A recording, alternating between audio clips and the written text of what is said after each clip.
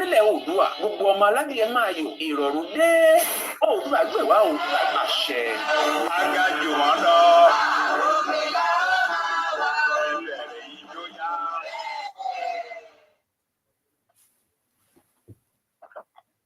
Ẹ káàárọ̀ o, ẹ̀yin bàbá mi, ẹ̀yin ìyá mi, ẹ̀yin ẹlẹgbẹ́ mi, ẹ̀yin ọ̀tọ̀kùlúùlú, ẹ̀yin olóyè wa, bàbá mi olórí adé, mo kí yín o.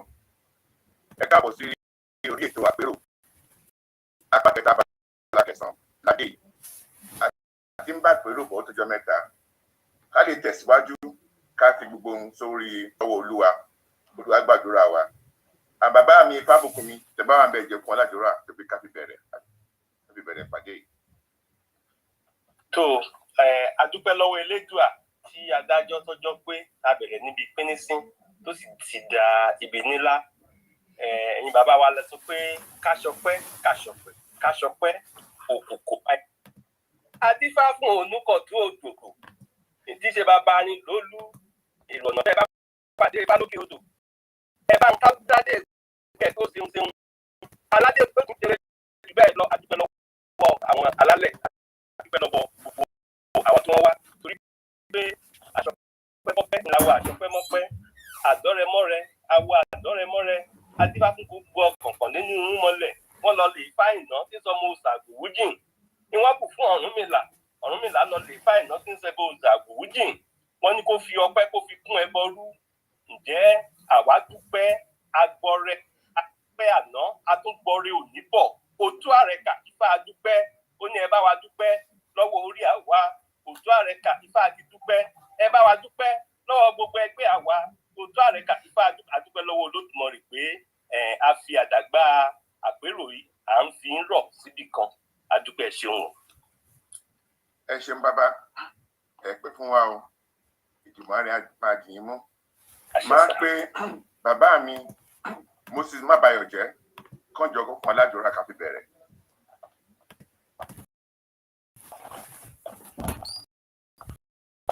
Ọmọwé alàgbà Moses Mábayọ̀jẹ́ fún aládùúrà mi tara yín sà.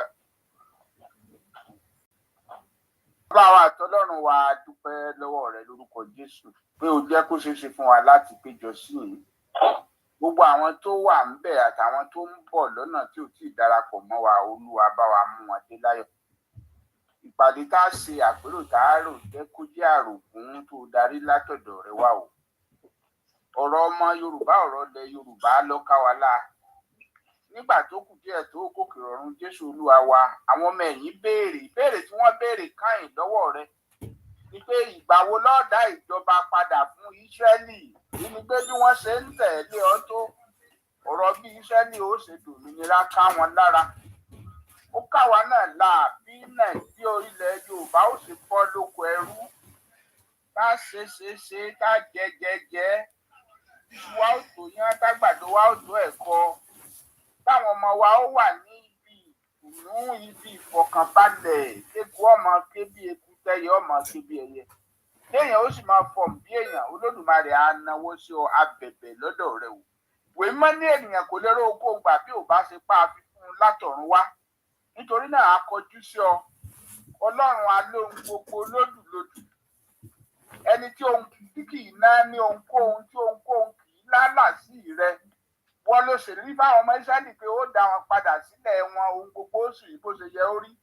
ìgbà tí wọ́n ń lọ sóko ẹrú ó sọ fún Jeremáyà pé kó lọ ralẹ̀ síbẹ̀ ó ní àpẹẹrẹ pé yíyan ó tún kún padà ni ǹjẹ́ kí ilẹ̀ Yorùbá ó padà sí bó ṣe gbé kalẹ̀ ní ilẹ̀ pẹ̀pẹ̀ láti ìgbà tí àwọn bàbá wa ti ń ṣe àkóso rẹ̀ débi àwọn tó kọ́kọ́ ṣe olórí wa ní ipò òṣèlú tí ó tún padà di ọ̀kan tí àwọn tó ń halẹ̀ mọ́ wa ó sì fà sẹ́yìn gẹ́gẹ́ bí o ti sọ látẹnu ọ̀kan nínú àwọn wòlíì rẹ nígbà tá a bí Jésù ó ní ó gbà wá lọ́wọ́ àwọn ọ̀tá wa àti lọ́wọ́ àwọn tó kórìíra wa kí a lè máa sìn ọ́ láì fòyà lódodo ní gbogbo ọjọ́ ayé wa ẹ̀tẹ̀ tá ń bẹ̀ fún orílẹ̀-èdè Yorùbá ní Olúwa wa bá wa gbọ́ wa bá wa gbà á wá bá wa mú wọlé àṣẹ lọ nígbẹ̀yìn ohun gbogbo ká tún péjọ kájó ṣẹ̀ṣẹ̀ kúlúgbó olóye ká yìn ọ́ lógo Olúwa jẹ́ orí bẹ́ẹ̀ Olúwa jẹ́ ó ṣe bẹ́ẹ̀ ní orúkọ Jésù Kristi la gbàdúrà. Àmín. Ẹ ṣeun bàbá mi, ẹ pẹ́ fún wa o, ẹ káàbọ̀ sórí ètò yìí. Ká lè tẹ̀síwájú, máa pe Alhaji Adégboyè tó bá wà ń bẹjọ ẹ̀ mìíṣà. Alhaji Adégboyè.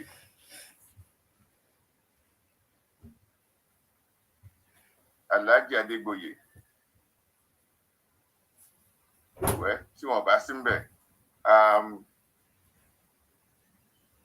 Hajiya Latifa Adébáyọ̀. Ẹ̀jẹ̀ máa ni mo kàn sí láìjẹ́kẹ́ mọ ẹ̀jẹ̀ fún aládùúrà.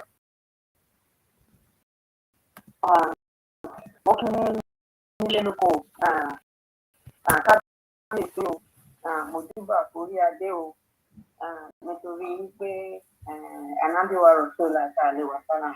Wọ́n ní ká fi ọ̀wọ̀ fún ẹni tí ọlá bá yẹ, wípé ká sì ṣe ìtẹríba fún àwọn tó bá jẹ́ olórí. Torí bẹ́ẹ̀ mo yíká ọ̀tún, mo yíká òsì fún orí adé o, kí orí adé kó gbé gbogbo wa o. Mo wá bẹ̀rẹ̀ pẹ̀lú orúkọ Ọlọ́run ọba àjọkẹ́ ayé, ọba àṣàkẹ́ ọ̀run, ọba tó dá ohun gbogbo, ó sì jẹ́ pé òun náà ló ní ohun gbogbo. Ọba tó mú wa sùn lálẹ́ àná, tó pa wá ní fẹ́rẹ́fẹ́, tó sì tún jí wa sáyé láàárọ̀ yìí. Tó wọ́n ní gbogbo pé ká fọpẹ́ fọlọ́run. Àwa ń dúpẹ́ lọ́wọ́ yín Ọlọ́run ọba àánú. Ọba pé ẹ pa wá lánàá, ẹ jí wa padà láàárọ̀ yìí. A dúpẹ́ pé a gbà lérò láti wà nínú ìpẹ́jọ́ yìí. Ẹ sì gbà lérò ẹjẹ́ tó jẹ́ ṣíṣe fún wa. A dúpẹ́ lọ́wọ́ yín Ọlọ́run ọba. Àwa ń bẹ̀bẹ̀, àwa ń sọ̀rọ̀ yìí pé gbogbo àpérò wa lọ́jọ́ ìní Ọlọ́run ọba ọ̀kan ti bá fún agbára wa. Ẹ jẹ́ kí ibi tá a fẹ́ sọ sí ẹ̀wà gbọ̀ngàn wa sọ. Ibi tá a fẹ́ sọ sí ẹ̀wà gbọ̀ngàn wa sọ. Èròǹgbà wa ẹjọ́ kọ́ bá ti tẹ̀yìn Ọlọ́run ọba ní Ọlọ́run. Ẹ jẹ́ kí èròǹgbà wa lórí ilẹ̀ Yorùbá wa ẹ jẹ́ kó bá ti tẹ̀yìn Ọlọ́run ọba ní. Ẹ wá gbé wa ró ní orí ètò ilé yìí. Ohun tá a fẹ́ sọ kó lè bá ètò ìgbésẹ̀ tẹ̀yìn Ọlọ́run ọba ní. Èyí tí a bá wá sọ tá a bá ti gbẹ́sẹ̀ nínú àpéjọ Ọlọ́run ọba ẹ̀yìn lọ́ba olùdáríjì tó dáríjì wa. Èyí tá a sọ láti gbẹ́ra wa wá fún wa ní àgbẹ̀yẹ fún ara wa. Ìṣòro ní ọ̀nà pàtí àtẹ̀lẹ́tẹ̀ pàtí. Ìlà ìràmọ́ ni wà fún alhamdulillahi rabbil alamin. Ìràmọ́ ni wà fún ọ̀nìkùn àbọ̀dún. إياك نعبد وإياك نستعين اهدنا صراط المستقيم صراط الذين أنعمت عليهم غير المغضوب عليهم ولا الضالين آمين. Àmín. Ẹ ṣeun ìyá wa. A máa tẹ̀síwájú nípa kíkọ orin anthem Yorùbá. Ẹ ṣeun fún mi ní ìṣẹ́jú mẹ́jọ.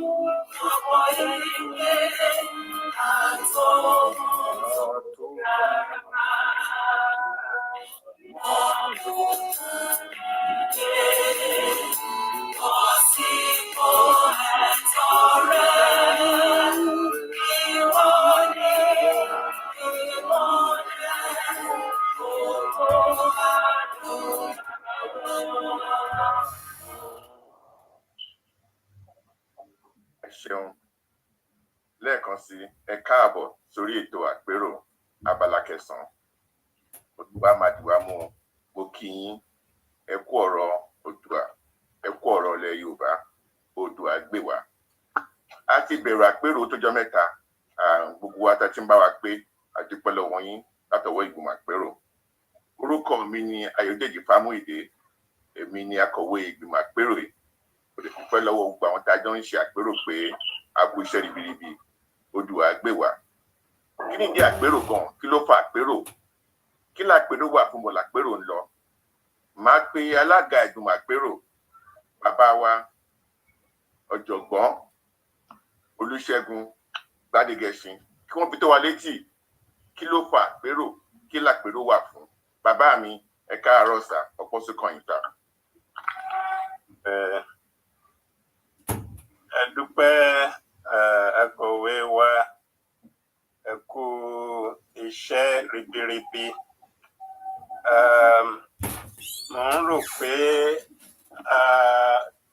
kábíyèsí bàbá wa orí adé ọba aláyélúwà Adédòkun Abọ́lárìn Ọ̀ràngún ti Òkè Ìlá, wọ́n ti ń ṣe alátìlẹ́yìn wa láti ìgbà tá a ti bẹ̀rẹ̀ àpérò. Àwọn ni onígbọ̀wọ́ wa lórí ètò àpérò. A lè dúpẹ́ tán kábíyèsí nítorí pé ẹ pè wá lọ́mọdé. A dúpẹ́ nítorí pé a ṣe képe yín pé nǹkan tó jẹ wá lógún nìyí tá a fẹ́ ṣe kí a lè ti dá wa lóhùn lè ti fọwọ́ sí i. A pè yín nítorí pé a mọ rírì ohun tẹ́ ẹ jẹ́ ní ilẹ̀ Yorùbá. A mọ rírì àwòkọ́ṣe tẹ́ ẹ jẹ́ nítorí gbogbo akitiyan yín lórí ètò ẹ̀kọ́ fún àwọn ọmọ tí ò léèyàn, fún àwọn ọmọ tí ò lẹ́nìkan, fún àwọn ọmọ tó jẹ́ pé tí ò bá sí tiyín, tí ò bá sí tọlọ́run, àwọn náà bá ti di statistics, part of the statistics of out of school children tó sì ń ga sí lórílẹ̀-èdè wa pàápàá jùlọ nílẹ̀ Yorùbá. So Ọlọ́run fi yín ṣe àwòkọ́ṣe. Àdúrà mi ni pé ẹ ní dèrò ẹ̀yìn lágbára Olódùmarè. Ẹ̀mí yín ó gùn. Gbogbo bẹ́ẹ̀ tí ń ṣe tó ń dáa, Olódùmarè yóò túbọ̀ máa tì yín lẹ́yìn ni, kò ní tì yín lójú. Gbogbo àwọn tọmọ tiyín náà wọn ò wá ṣoríire, wọn ò ṣàṣeyọrí nínú ẹ̀kọ́, nínú iṣẹ́. Ohun tí ẹ ń rí tínú yín fi ń dùn, Ọlọ́run ò ní bà yín nínú jẹ́ nípa wọn. Mo rò pé ẹ̀yin ni màá fẹ́ kẹ́ fún wa ní ọ̀rọ̀ ìṣírí torí pé ẹ bá wa bẹ̀rẹ̀. Lónìí ni a parí ti first phase virtual. Lóòótọ́ a tún máa ṣe kan níjọ́ mẹ́jọ, ṣùgbọ́n fún àwọn ẹgbẹ́ ọmọ Yorùbá ni a sì máa sọ̀rọ̀ lórí àwọn nǹkan tó jẹ wá lógún, pàápàá jùlọ nípa ọ̀rọ̀ ìṣèlú. Ṣùgbọ́n màá fún yín ní àǹfààní tí ó tọ́ sí yín láti fún wa ní ọ̀rọ̀ ìbẹ̀rẹ̀.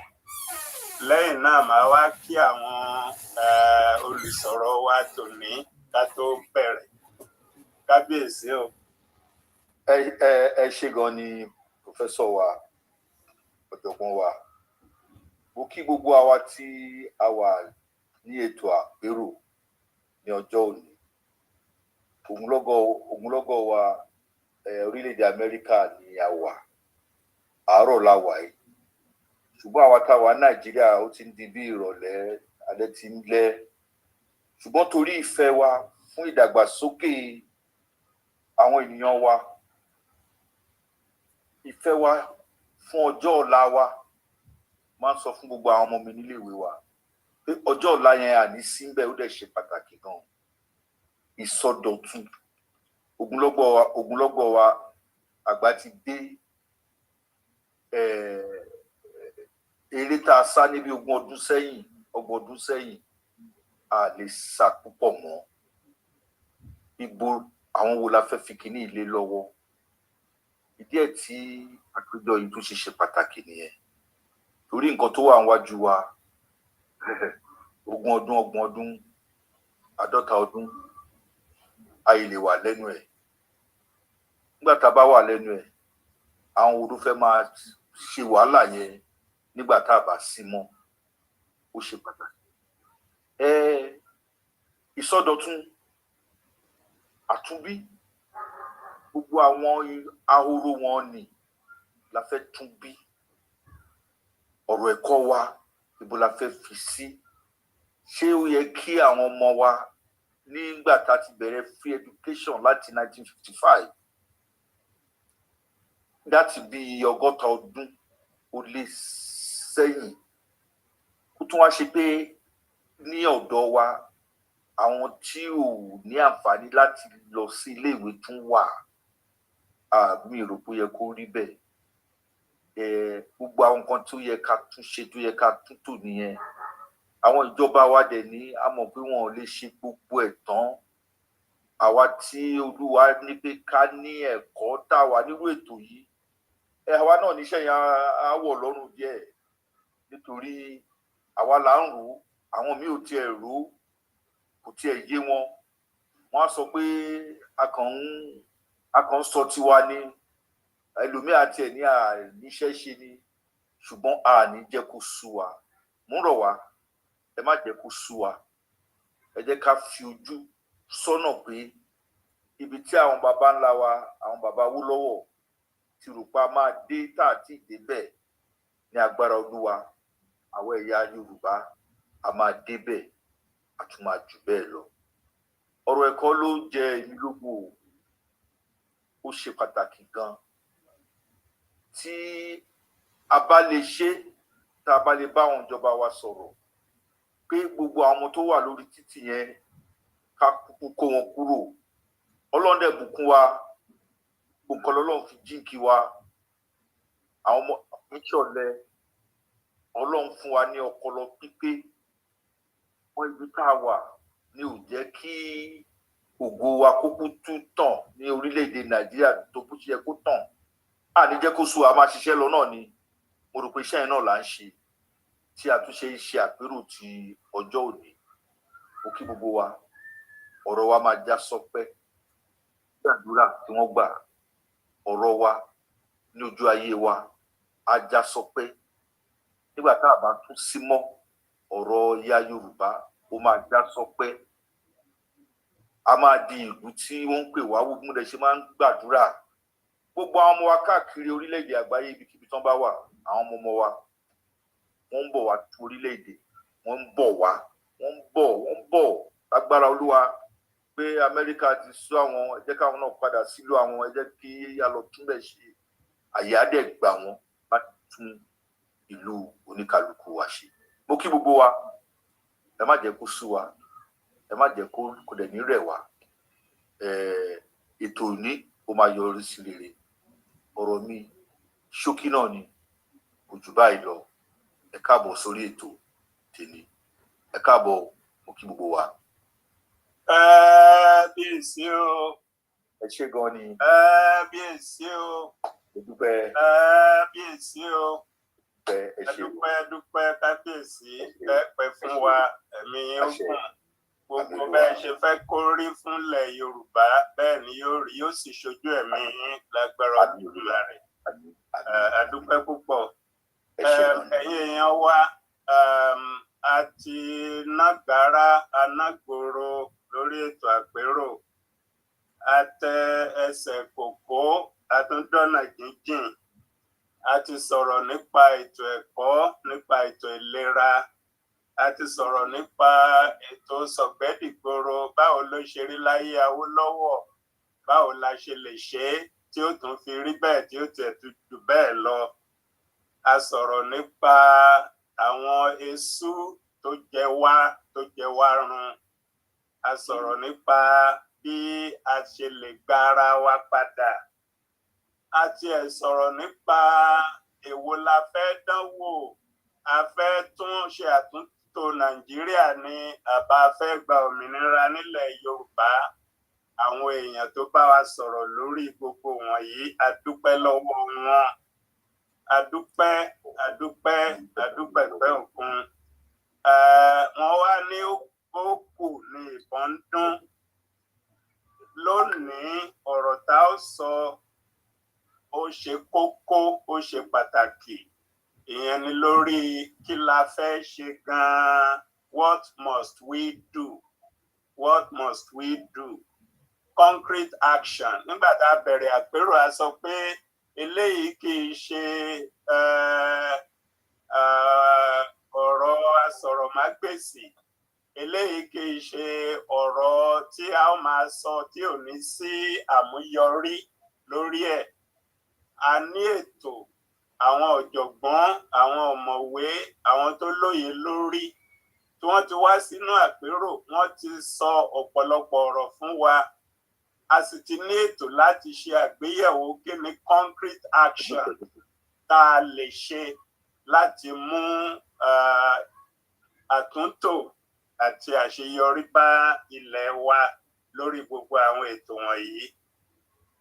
A dúpẹ́ lọ́wọ́ gbogbo àwọn tó ti bá wa pé látòrí kábíyèsí, lórí àwọn ọmọ ẹgbẹ́ Yorùbá ní Amẹ́ríkà, àwọn NEC members, àwọn elders, gbogbo àwọn chapter presidents. A dúpẹ́ lọ́wọ́ yín pé ẹ dá wa dá. A sì ń dúpẹ́ pàápàá jùlọ lónìí lọ́wọ́ àwọn tí ó wà lórí ètò lónìí. A bẹ̀rẹ̀ látòrí alága yèyé ààfin Monínúọlá Tẹ̀nábè, ẹni tó ti jẹ́ ààrẹ ẹgbẹ́ ọmọ Yorùbá, the only woman president àti ìní ní ẹgbẹ́ ọmọ Yorùbá. A dúpẹ́ pé àpèyìn ẹ jẹ́ wa lónìí, bí bàbá wa náà Àgbàkin Tẹ̀nábè.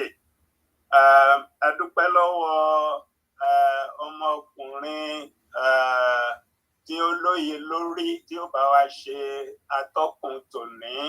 Ìyẹn ni Dr. Michael Awosanya. Ó ti ẹ̀ṣọ́jọ́ bí láìpẹ́ yìí, ojú á tún máa rọ́dún lágbára Olódùmarè. Àṣeyí ṣàmọ́dún, àṣeyí ṣẹ̀mí. Mo kí alàgbà wa, bàbá wa, Ògúnnágbòǹgbò nínú Nollywood, our own TK, alàgbà Túndé Kèlání, ẹ kú àbọ̀ sáàrin wa lónìí.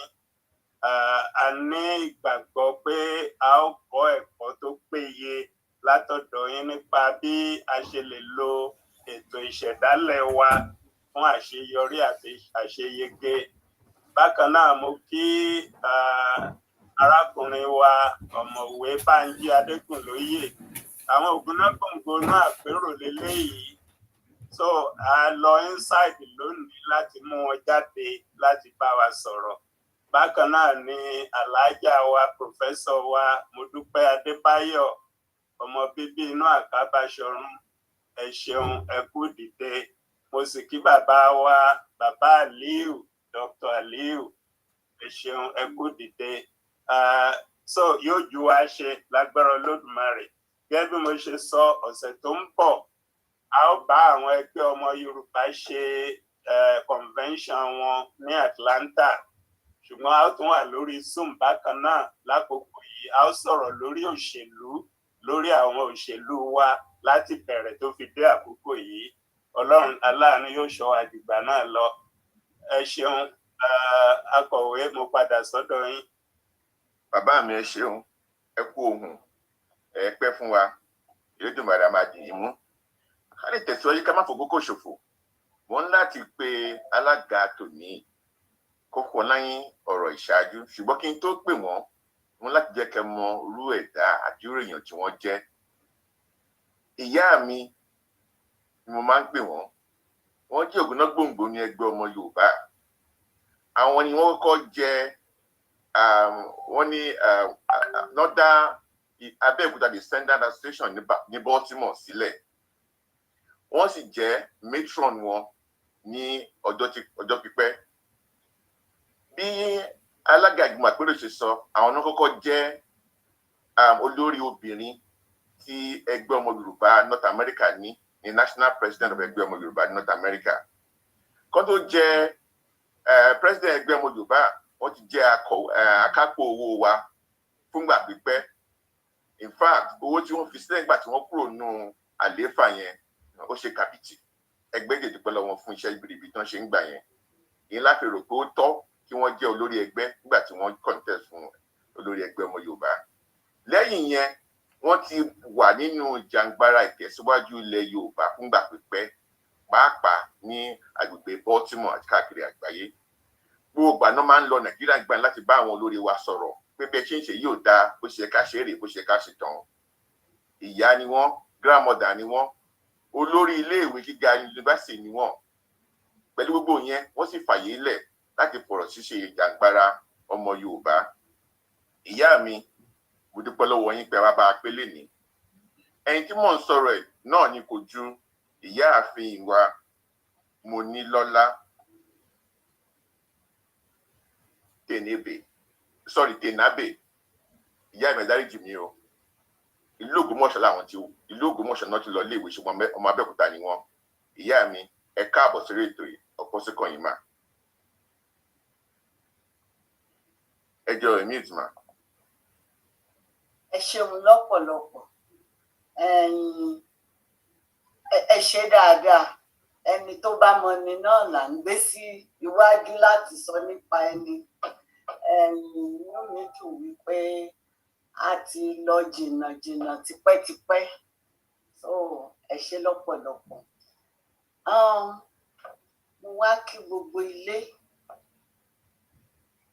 Ní àkọ́kọ́ ni bàbá wa lónìí, aládé orí kábíyèsí. Mo kí yín lọ́pọ̀lọpọ̀ fún nǹkan tí ẹ ti ń ṣe akitiyan yín láti kó gbogbo àwa ọmọ yín jọ. Àwa náà ṣàmọ̀ pàtàkì ọba ní ilẹ̀ Yorùbá. A dúpẹ́ lọ́pọ̀lọpọ̀ fún ìgbésẹ̀ tẹ́ ẹ̀ ń gbé láti kọ́ àwa ọmọ yín. Ẹ ṣeun. Mo tún wá dúpẹ́ lọ́wọ́ ààrẹ ẹgbẹ́ ọmọ Yorùbá tí òní, oníṣègùn Akíndìtúrè. Mo dúpẹ́ lọ́pọ̀lọpọ̀ fún akitiyan yín láti máa gbé ẹgbẹ́ lọ síwájú. Mo wá dúpẹ́ lọ́wọ́ gbogbo àwa ààrẹ àná wípé a ṣeun tí a fi ìbẹ̀rẹ̀ tó dáa sílẹ̀ fún ààrẹ òní láti máa tẹ̀lé. Ẹ ṣé gan ni. Pàtàkì jùlọ wá ní gbogbo ọmọ ẹgbẹ́, gbogbo ẹ̀yin bàbá mi, ẹ̀yin ìyá mi, ẹ̀yin ẹgbẹ́ mi, ẹ̀yin ọmọdé àti ẹ̀yin àgbà. Mo kí gbogbo wa pátápátá tá a fi àsìkò wa sílẹ̀ nítorí wípé ó jẹ wá lógún. Ìlọsíwájú ilẹ̀ Yorùbá kì í ṣe tẹnìkan, tí gbogbo wa ni. Àjẹjẹ ọwọ́ kan sì ni kò lè gbẹ́rù dórí. Wọ́n ní àgbájọ ọwọ́ náà la fi máa ń sọ̀yà. So gbogbo wa ní láti sán ṣòkòtò wa kí a fún ọ̀já wa wípé gbogbo eléyìí àwa náà ni ó kàn. Ẹ ṣé, all protocol observed. Mo kí gbogbo wa lápapọ̀. Ní ọjọ́ òní, a dúpẹ́ pé a ti bẹ̀rẹ̀ àpérò láti oṣù kẹfà ọdún. Eléyìí tó jẹ́ ìkẹsàn-án ni a sọ wípé òun ni òpin ká máa ríra wa lórí Zoom. Ṣùgbọ́n gbogbo ìyẹn ìbẹ̀rẹ̀ sì ni. Pàtàkì ibi tá à ń lọ là wá dé yìí.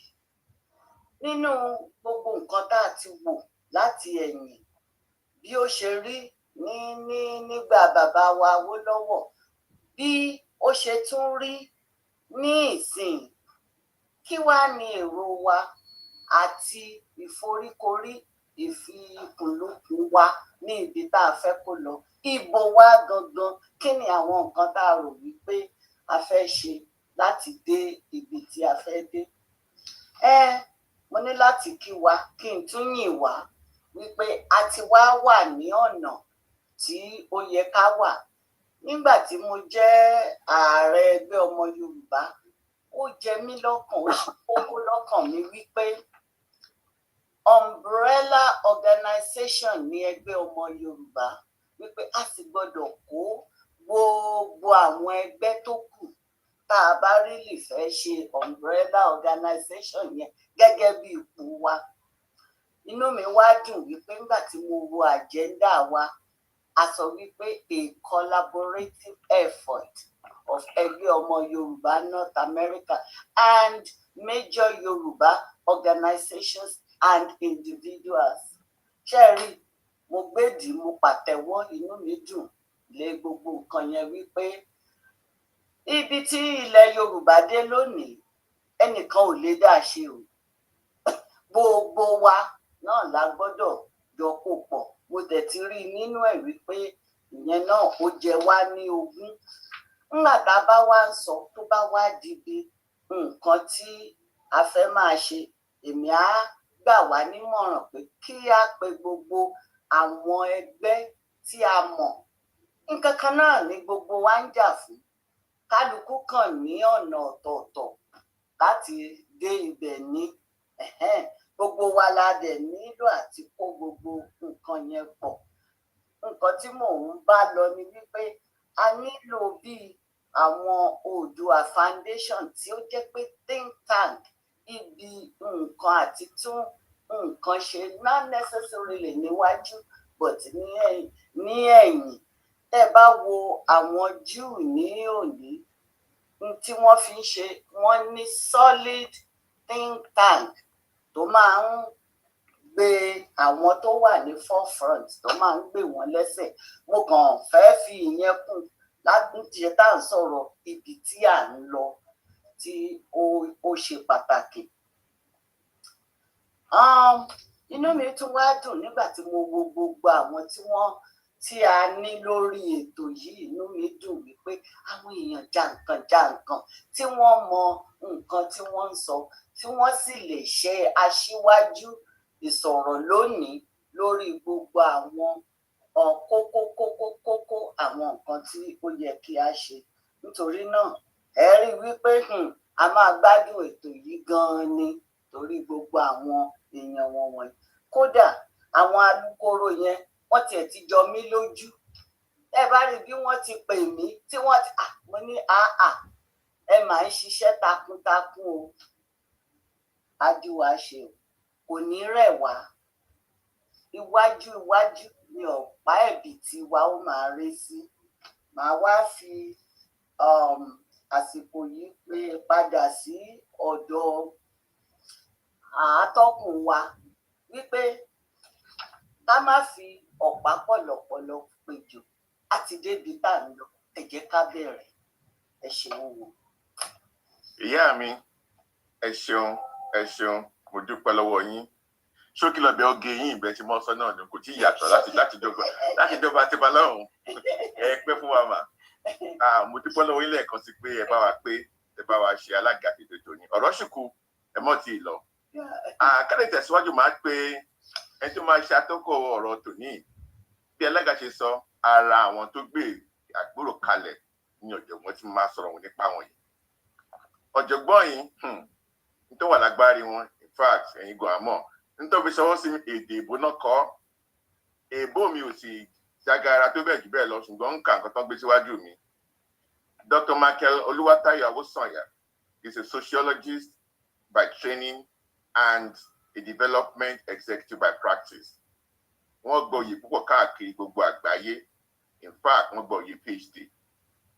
Iṣẹ́ tí wọ́n ń ṣe nísìnyí wọ́n ṣiṣẹ́ pẹ̀lú Dangote refinery nígbà tó wà Nàìjíríà ṣùgbọ́n nígbà tó ti débí ìdí research ni iṣẹ́ tí wọ́n ń ṣe gbogbo ìgbà ṣùgbọ́n ọ̀rọ̀ jàǹgbara Yorùbá ó jẹ wọ́n lọ́kàn ó mú wọn nínú pàápàá nígbà tí a gbé ètò àpérò kalẹ̀ wọ́n ṣe gudugudu méjì yàyà mẹ́fà ní gbogbo bí wọ́n ṣe ń wá sípàdé àti tí wọ́n ń ṣe lọ́jọ́ òní bó ń bá ṣe máa sọ̀rọ̀ yìí náà mọ ibi tí wọ́n ti wá ibi tó dé ń lọ wọ́n jẹ́ ìkan nínú àwọn ọmọ ẹgbẹ́ Afẹ́nifẹ́re North America Yoruba Strategic Alliance YSA wọ́n lè tún jẹ́ red advocate fún ẹgbẹ́ ilẹ̀ ọmọ Yorùbá lápapọ̀ bí mo ti ṣe sọ wọ́n jẹ́ ògbóǹtarìgì nínú ètò àpérò èèyàn mi ẹni mi ọ̀rẹ́ mi àmọ̀wé Michael Awusanya ẹgbàlẹ́nu mi ẹ̀sọ́dọ̀rin ẹ̀yin ló kàn báyìí o ọ̀pọ̀ sọ́kọ̀ ni. Dr. Fàbúrò yìí ṣiṣà o. Ẹ̀rọ kìí kú sí mi ò sí bẹ́ẹ̀ o. Ẹ ṣe kábíyèsí o. Mo fẹ́ kí àwọn bàbá wa àtàwọn màmá wa náà àti àwọn ààrẹ wa àwọn emeritus professor Gbádégẹṣin. All right. Ẹ ṣe lẹ́ẹ̀kan sí èyí ní season 9. Ṣé ń gbọ́ mi? Ẹ jọ̀ọ́ ṣé ń gbọ́ mi? À ń gbọ́ yín. So ọ̀pọ̀lọpọ̀ àwọn ọmọ Yorùbá tí Ọlọ́run ti ṣìkẹ́ fún tí wọ́n dẹ̀ ti lu àbíyọ nínú nǹkan tí wọ́n ń gbé ṣe ni ó wà níwájú alẹ́ nù. In fact, this will be my first time tí mo máa ní oore ọ̀fẹ́ láti ṣe introduction àwọn bàbá wa tí à ń pè ní TJ. Àwọn bàbá wa tí wọ́n sọ̀rọ̀ ọ̀dàrúkọ alàgbà Túndé Kèlání àwọn ló máa kọ́kọ́ bá wa sọ̀rọ̀ ní èní àwọn ló máa sọ̀rọ̀ lórí the practical community engagement for developmental culture wọ́n jẹ́ ẹni tó máa ń gbé àṣà lárugẹ àbí àwọn bàbá wa Babátúndé Àyìndé Kèlání ní 1948 ní ìlú Ìjàyè kúdí ní Abẹ́òkúta wọ́n lọ sí Òkè Ọ̀nà United Primary School Ìkìjà wọ́n lè lọ sí Abẹ́òkúta Grammar School wọ́n tún lọ sí ìlú Ọba láti lọ kọ́ nípa ìṣe sinimá. Wọ́n ṣiṣẹ́ díẹ̀ wọ́n ṣiṣẹ́ gẹ́gẹ́ bí ayàwòrán tá à ń pè ní cine cameraman ní WNTV which is the Western Nigeria Television Board, the TV, and then WBN MBS which is Western Nigeria Broadcasting Service ní Ìbàdàn 1970. Wọ́n ṣe ọdún díẹ̀ ń bẹ̀ wọ́n tó lọ sí ìlú Ọba láti lọ sí film school láti lọ gba àmì ẹ̀yẹ tá à ń pè ní diploma in arts and technique of filmmaking. Ọ̀jọ̀gbọ́n sinimá ni wọ́n. Àwọn kan máa ń pè wọ́n ní ìrùmọ̀lẹ̀ sinimá wípé ọ̀pọ̀lọpọ̀ iṣẹ́ sinimá ni wọ́n ti gbé ṣe. Táwa gbọ́ndẹ̀ ti ń wò. Wọ́n ti bá àwọn bàbá wa ṣiṣẹ́ àwọn bàbá bíi Chief Robert Bunde, Dr. Ọlábalógun lọ́jẹ́ tó jẹ́ bí afọ̀nàfọ̀wọ̀ tó mẹ́ńtọ̀ wọn nínú iṣẹ́ yìí. Wọ́n dẹ̀ ti ṣe ọ̀pọ̀lọpọ̀ iṣẹ́ ribiribi pẹ̀lú àwọn ògbóǹtagìrì orí sinimá. Ara iṣẹ́ tí wọ́n ti ṣe láàyò ní Jáyísíní, Àyànmọ́, Ọ̀rúnmọ̀ọ́rú, Owólàgbà. Pàápàá jùlọ the last film tí bàbá wa Robert Bunde ṣe kọ́ tó kú which is Mr. Johnson wọ́n jẹ́ assistant director lórí project yẹn. So nínú iṣẹ́ yìí àgbà ni wọ́n jẹ́. Pàápàá jùlọ wọ́n tún ṣe àwọn iṣẹ́ míì tí wọ́n pé ó ti wà before this one àwọn bíi Musibọ́lá tán wọ́n bá ṣiṣẹ́ bẹ̀ ṣe tán ní Gorídùdù Ìyá ni Wúrà àti bẹ́ẹ̀ bẹ́ẹ̀ lọ pàápàá jùlọ nínú àwọn àjàsíkò. Ṣùgbọ́n nǹkan tó ń ṣe láàrin pé gbogbo tó ń ṣe ẹlẹ́gbẹ́ gbogbo iṣẹ́ tó ń ṣe ìpín kan máa ń mú àṣà jáde ńlẹ̀. So wọ́n jẹ́ àwọn tó jẹ́ wípé for over 40 years wọ́n ti wà ní industry and still counting. So mo fẹ́ fi tọ̀wọ̀tọ̀wọ̀ dárúkọ ẹni tí agbéwásílẹ̀ wọ́n jẹ́ alàgbà Túndé Kèlání ẹ káàbọ̀ sáà ní wàsá. Ẹni kejì tí mo ti fẹ́ ṣe àfihàn ẹ̀ náà ni ẹ̀gbọ́n mi ọ̀mọ̀wé Bánjí Adégúnlóyè. Wọ́n jẹ́ ọmọọba ní Agbèjì. Wọ́n lọ sí ilé ẹ̀kọ́ St. Stephen's American Primary School and Community High School Èrúsù ní Àkókò Oǹdó. Wọ́n sì lọ sí ilé ẹ̀kọ́ University of Calabar. Ibẹ̀ ló ti gba àmì ẹ̀yẹ kìíní sáńpé ní first degree. Wọ́n tún lọ sí University of Lagos College of Medicine ní Ìdí Àràbà. Ibẹ̀ ló ti gba ìwé masters àti PhD wọn nínú physiology. Wọ́n jẹ́ olùkọ́ni ní Ìdí Àràbà láti 1992 sí 1997. Wọ́n dẹ̀ tún lọ sí Leeds nígbà tí wọ́n ṣe doctorate degree wọn ní 1998 and 2000. Wọ́n tún tẹ̀síwájú sí Drexel University Medical School from 2000 to 2001. Ní ìlú Amẹ́ríkà bí yìí, wọ́n ti ṣiṣẹ́ ní Network Security Engineer ní HLC Amẹ́ríkà 2014 to 2019. Lọ́wọ́lọ́wọ́ báyìí, àwọn ni olùdásílẹ̀ àti olùdarí Cyber Institute of Atlanta 2013. Wọ́n ti present àwọn ọmọ Yorùbá tó ń ṣe dáadáa àtàwọn ọmọ òyìnbó náà tó ń ṣe dáadáa níṣẹ́ cyber security and engineering gbogbo àgbáyé. Dr. Banji, ẹ káàbọ̀ sáàrin wa. Ẹni tí mo ti fẹ́ ṣàfihàn ẹ̀ ní àwọn màmá wa ọ̀jọ̀gbọ́n Olúpẹ́ Adébáyọ̀ Samuel ní àwọn ọmọ tó bí bàbá wa Àkàbàṣọ̀run. Wọ́n jẹ́ olùtọ́jú tá à ń pè ní nurse, wọ́n sì jẹ́ olùkọ́ni. Wọ́n ti ń ṣiṣẹ́ olùtọ́jú yìí ní Amẹ́ríkà bíi ó ṣe díẹ̀. Wọ́n ti ń ṣe iṣẹ́ ribiribi nípa ti ìtọ́jú àti nípa ti ìtàjọ́ ti ṣe ní intensive care unit. Lọ́wọ́lọ́wọ́ báyìí wọ́n sì jẹ́ ọ̀jọ̀gbọ́n ní Georgia State University. Wọ́n iṣẹ́ ní gírèdì ọ̀pọ̀lọpọ̀ iṣẹ́ ló ti ṣe. Lọ́wọ́lọ́wọ́ báyìí wọ́n ń kọ́ àwọn ọmọ láti ṣe dáadáa nínú iṣẹ́ ìtọ́jú tá à ń pè ní nọ́ọ̀sì. Ẹ káàbọ̀ sáàrin wa màmá wa. Lẹ́ẹ̀kan sí mo fẹ́ sáré sọ gáfárà kí a tó bẹ̀rẹ̀ nísìn. Mo fẹ́ ní pé kí gbogbo wa ẹ má bínú ṣé I'm new to speakers wa so that mute the microphone wa ká lè ní seamless and beautiful presentation tẹ́ bá sọ̀rọ̀. Àti wípé tẹ́ bá ní ìbéèrè tẹ́ fẹ́ ṣe ẹ lè fi ṣọwọ́ sí chat box. Tó bá tó àkókò náà àbẹ̀ sí pé yìí. So láì fàkókò ṣòfò máa pe àwọn bàbá wa alàgbà Túndé Kèlání wọ́n bá iṣẹ́ náà lọ. Ẹ ṣé sà.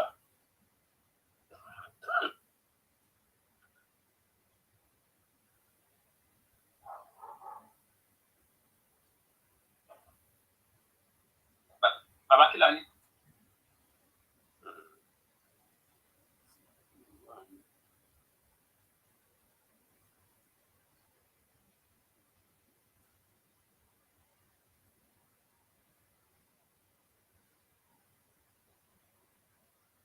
Kí wọ́n ká Musa.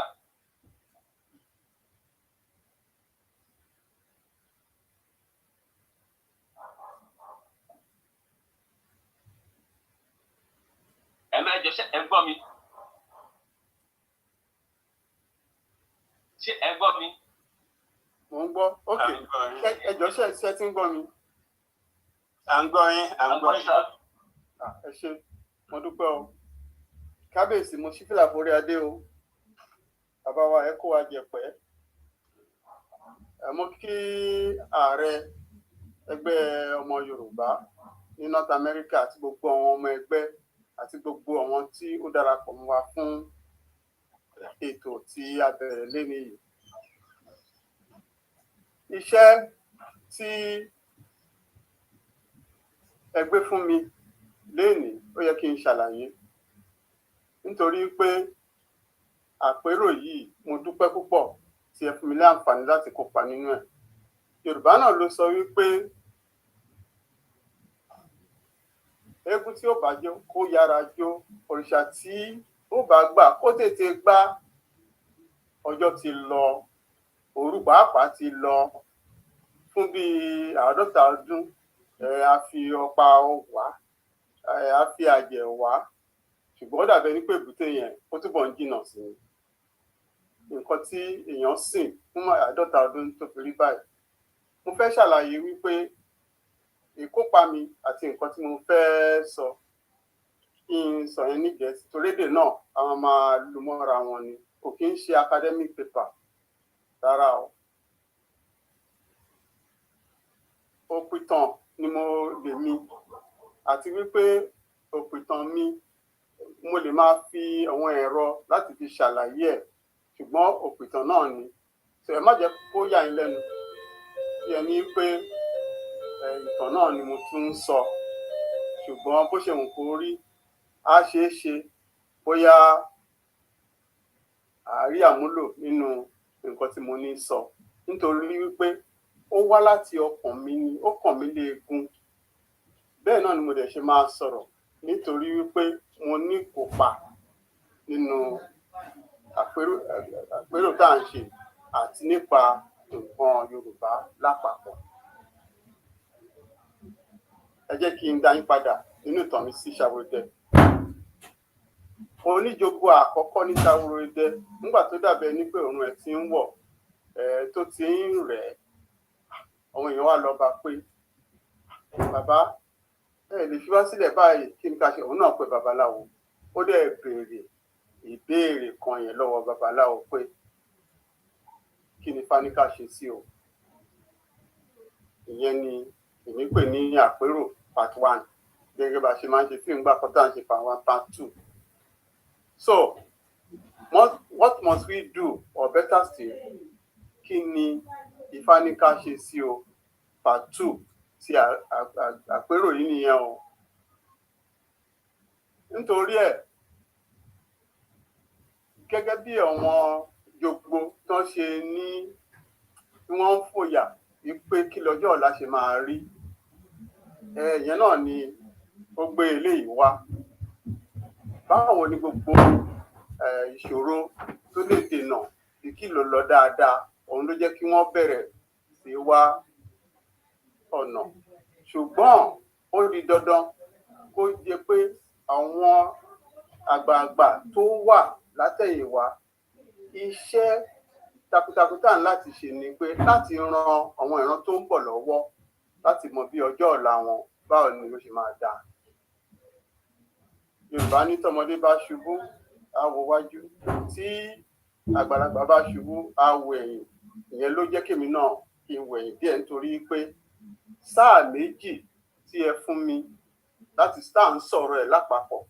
À ń sọ̀rọ̀ ìgbà ọ̀tun, the golden era, láti 1952 sí 1966. Ìyẹn tiẹ̀ kọ́kọ́ jí mi. Nítorí ẹ̀ jí mi ni pé tó bá dàbẹ̀ ní pé ọ̀rọ̀ Yorùbá yìí ó ti fẹ́ máa súyàn, ó ti fẹ́ máa rẹ̀yàn, ni pé ìwo ni ká máa níbo ni ká tú, kí ni ká tú ṣe. Bóyá Ọlọ́run ti kọ́ pé bóyá Yorùbá bóyá a lè dìde padà. Ṣùgbọ́n ìgbà tí mo ti gbọ́ nípa àpérò yìí tí àwọn ọmọ ẹgbẹ́ Yorùbá North America pé àwọn kan tiẹ̀ wà tí wọ́n ń dìde sí ọ̀rọ̀ náà, ó tètè jí mi pé ìtumọ̀ ẹ̀ ní fún mi ni pé tó bá tẹ̀ jẹ́ pé ẹ̀rù ń bà wá ní pé Yorùbá bó ṣe ń lọ ó lè kú nílé, Yorùbá ò lè kú níta. Ìyẹn ti dá mi lójú. Nítorí ẹ jẹ́ kí ohun òkùnkùn tó ṣẹlẹ̀. Ètò ní gbogbo nǹkan. Àwa àti gbogbo ọmọ tó ń bọ̀ à ń láti ní ètò. Nítorí ẹ̀yin náà ẹ wò ó, tí káníyàn fẹ́ gbìn nǹkan báyìí tó dẹ̀ kó àgbàdo tó fẹ́ gbìn tó dẹ̀ di oko tó kàn dá, tó yẹ pé ó kàn balẹ̀ síbi tó bá lè dalẹ̀ sí. Àwọn kan máa ṣe dáadáa náà, ṣùgbọ́n àwọn kan wọn ò lè ṣe dáadáa nítorí pé kò sí ètò. Wọn ò kọ́ ebè fún, wọn ò fomi sí, wọn ò roko mọ́. Bó bá ṣe rí náà ló ṣe máa rí. Tó bá jẹ́ pé èèyàn ó lè rẹ́rìn, á mẹ̀rín rín, á lè dápàrá, á lè ṣeré, ṣùgbọ́n ọpọlọ yẹn kò jí pé. Nítorí ẹ wo nǹkan tí àwa jẹ ní àǹfààní nígbà tí wọ́n bí àwa. Ẹ jẹ́ kí n ka eléyìí ní èdè Gẹ̀ẹ́sì nítorí ó ṣẹlẹ̀ ní January 17th, 1955. The 17th day of January 1955 will go down in the educational history of Nigeria as an important milestone. For that day marked the beginning in this country of a social revolution. 400,000 6-year-old children went to school for the first time. Ibi tó ti kàn mí ni pé inú mi dùn láti jẹ́ gbogbo èèyàn mọ̀ lónìí pé mo jẹ́ ẹ̀kan náà ọmọ 400,000 yẹn ní Abẹ́òkúta ń bì, níbẹ̀rẹ̀ kòtò ń bì, ní Òkèọ̀nà United Primary School. Gbogbo wa ilé àtàpàtà dìde láti dìde. Ìgbà yẹn wọ́n kàn ń pà ní àwọn ọmọ Awólọ́wọ̀ rẹ̀, àwọn ọmọ Awólọ́wọ̀ rẹ̀, àwọn ọmọ Awólọ́wọ̀ rẹ̀. So inú mi dùn láti jẹ́ pé revolution ìgbà yẹn orí àwa ẹ̀ ló ti bẹ̀rẹ̀. Ìyẹn ló jẹ́ kí n fẹ́ wá wò pé láti ìgbà yẹn ó ṣe ṣe kéèyàn kọ́kọ́ ó kàn wò báwo ni ìgbésí ayé òun ṣe rí. Ní primary school yẹn níbẹ̀rẹ̀ kòtò l'Abẹ́òkúta, a ní ilé ìkàwé ń bẹ, láti wà ń bẹ, a ní pápá tí a fi ń gbá bọ́ọ̀lù tá a lè ń ṣeré níbẹ̀, ṣùgbọ́n a ní oko níbẹ̀. Wọ́n tiẹ̀ ti bá wa ṣe, wọ́n ti gbin grape ọsàn. Ìgbà míì tí a bá sá tá a ti rí ibi kòtò kan, a lè ká ọsàn bíi 20 pẹ̀lú ọ̀bẹ lápò, a máa mú gbogbo ẹ̀ tán, so ebi ò lè pa wá, gbogbo ẹ̀ ti dà. But nǹkan tí Awólọ́wọ̀ kọ nínú ìwé tí mo ti kà ni pé ó kọ nǹkan ránṣẹ́ láti fi kí àwọn èèyàn. Nǹkan tó kọ síbẹ̀ ni pé part of the Premier's goodwill message reads, government expects that all parents and guardians will loyally and readily discharge the civic obligations, and they will see to it that their children develop a habit of obedience, honesty, and industry, without which all their learning will be in vain. Àwọn òbí wa pàápàá náà, àwọn náà ṣe ìwọ̀nba tíjọba ní kí wọ́n ṣe yẹn. Nígbà tó máa di bí ọdún kẹta, àti lè bẹ̀rẹ̀ sí kọ lẹ́tà. Wọ́n ti ń pè wá lágbolé nítorí pípò tí ọkọ pé lágbájá wá fún mi kó wá kọ lẹ́tà yìí. Mo mọ̀ kọ̀, ìwọ kẹ̀, a ò lè mọ lẹ́tà ọmọ yìí. Màmá mo lè kọ́, ó yá lọ mú gègé ẹ̀ wá àti pépà, ó yá ẹni tá a fẹ́ kọ sí ilé bá mi kí, ṣé dáadáa ló wà, ó yá kà fún mi, adé ẹ̀ka. Ìyá wa ó fi jó sí wípé ó parí. Àwọn náà ti ṣoríire. Education yẹn, ọpọlọ, ara líle àti the spiritual philosophy yẹn ni pé a sound man in a sound body. Ní bá a ṣe wà ní kékeré yẹn pàápàá, a ti bẹ̀rẹ̀ sí rí akíkanjú nínú wa. Àmọ́ àwọn tó mọ̀ lólù, àmọ́ àwọn tó mọ̀wé dáadáa, àmọ́ àwọn tó mèrè sá, àmọ́ tí wọ́n mèrè ṣe, àti àwọn tó ń ṣiṣẹ́ ọnà, gbogbo ẹ̀ ti bẹ̀rẹ̀ sí yọ láti ìgbà yẹn. Ṣùgbọ́n ẹ jẹ́ ká wá lọ sí láti 1966 to date, tí the year of the locust àbí jẹjẹrẹ. 1962 ṣe rí pé àwọn ó súnmọ́ra wọn. 1962 gangan ni mo wọ Apero Grammar School títí di 1966 tí wọ́n dárúkọ yẹn. Apero Grammar School wọ́n ti Anglican ti kọ́ láti nǹkan bíi 1908. Ó dẹ̀ ní gbogbo tradition, discipline, integrity, and the fear of the Lord. The fear of the Lord is the beginning of wisdom. Nǹkan tí wọ́n tẹ̀ mọ́ wa létí nìyẹn. A ní football field tá a ti ń ṣe football àti athletics. A ní modern science laboratory, and then we had a library that was well stocked. So gbogbo ẹ̀ la ní poultry tá a ní ẹgbẹ́ ni wọ́n fi ṣe. Mr. Henwood Irish kan, òun ni ó jẹ́ body house master. Bí a ṣe bẹ̀rẹ̀ ni a dẹ̀ ti bẹ̀rẹ̀ sí rí ní Abẹ́òkúta yìí àwọn akíkanjú bíi heroes ọmọdé tó jẹ́ pé a lè sọ pé ó wà ní ìsìn. Bí Abẹ́òkúta Grammar School bá ṣe rúpa gbọ́n bọ́ọ̀lù gbá tó, ta ní Daniel Awọ, ta ní Àpèpè. Bẹ́ẹ̀ náà ni a rí pé Ebenezer Grammar School ní Abẹ́òkúta lọ bá, torí àwọn yẹn wọ́n ti bẹ̀rẹ̀ sí wá pè wọ́n láti lọ play Western Academics. Ó ṣe ló dàbí àná nítorí goalkeeper àwọn Kàsálí ni wọ́n ń pè. Àwọn tó ń dá wàhálẹ̀ sílẹ̀ tó fi ń nà wá ní Abẹ́òkúta Grammar School ní Òjìngbòlò, Délé Ọdẹ́gbàmí, Ògún, Kerú, gbogbo wọn. Àwa náà àṣà ń fi ọmọ ọ̀tá gbé pé ìrọ̀lẹ́ ń pa, ṣùgbọ́n wọ́n mọ̀ gbájú wa lọ. So bá a ṣe ni ta fi jáde níbi 1966 lọ́gbọ̀n ni a jáde. Wọ́n èmi ti bẹ̀rẹ̀ sí yàwòrán díẹ̀díẹ̀ nítorí ẹ̀ nígbà tó di 1970 ni wọ́n gbà mí sí Western Nigerian WNTV WNPS láti kọ́ mi níṣẹ́, and this under the best broadcast managers ní Áfíríkà yìí, àti Òkè Ọ̀nà ni àti Western Nigerian Television ni. Tí kò bá sí àǹfààní tí mo jẹ yẹn, lè gbúrò ẹni tó ń jẹ́ Túndé Kèlà nílé mi, ẹ jẹ́ kí n sọ yẹn.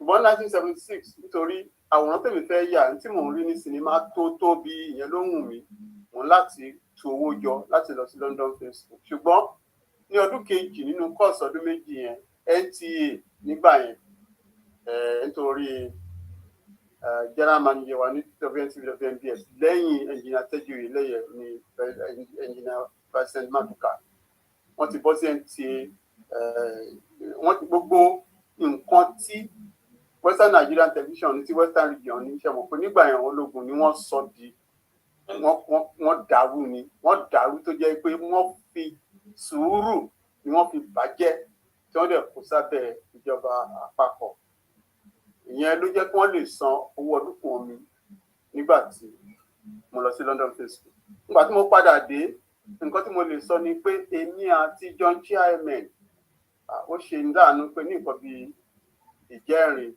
ni ó jáde láyé John Chairman head of news ni but he was a thoroughbred journalist and professional so àwa mẹ́ta John èmi màá gbé kámẹ́rà Fẹ́mi Alọ́ba òun náà kọ́lọ́ ń dẹlẹ̀ fún òun á ṣe sound kò síbi tí a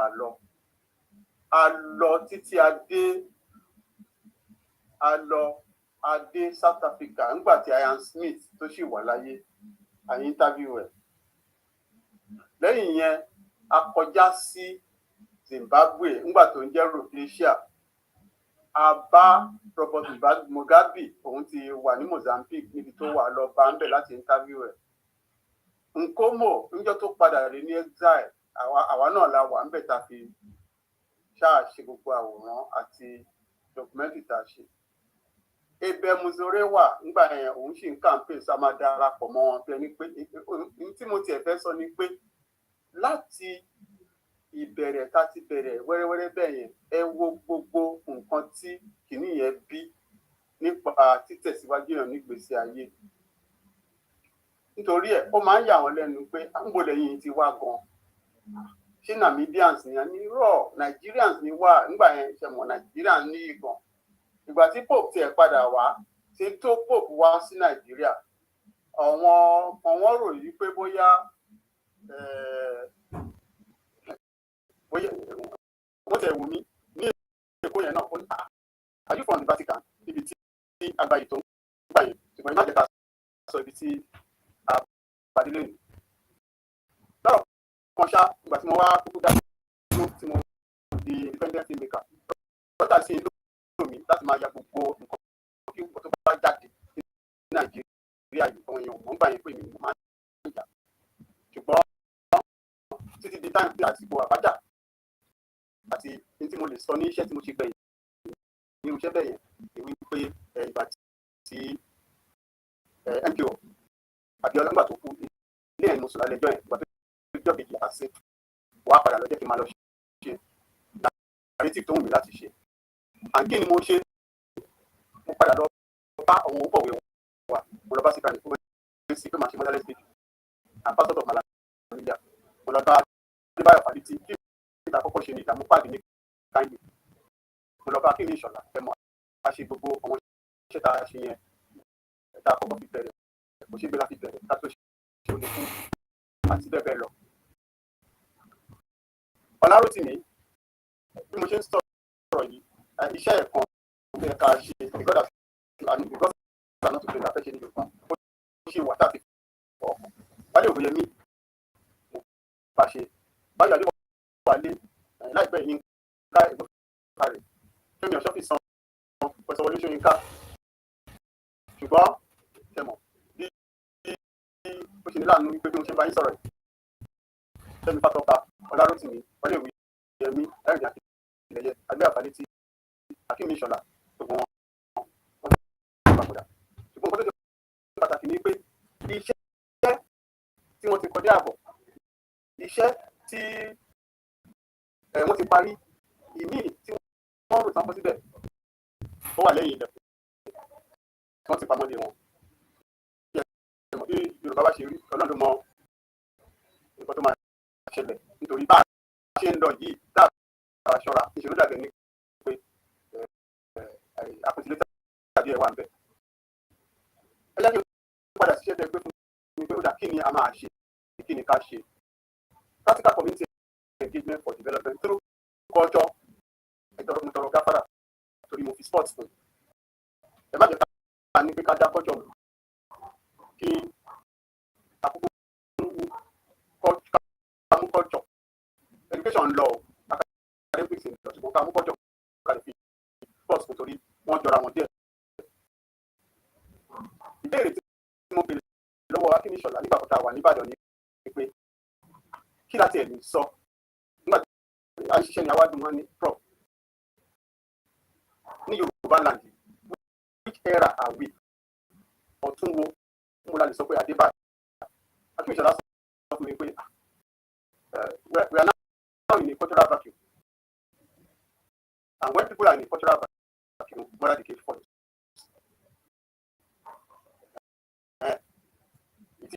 Yorùbá lè túmọ̀ sí pé ṣé mo náà ṣé wọn náà rí pé ẹyẹ òkìdí ẹyẹ epo mà kéde epo iṣu agbésùkò ta kókókókó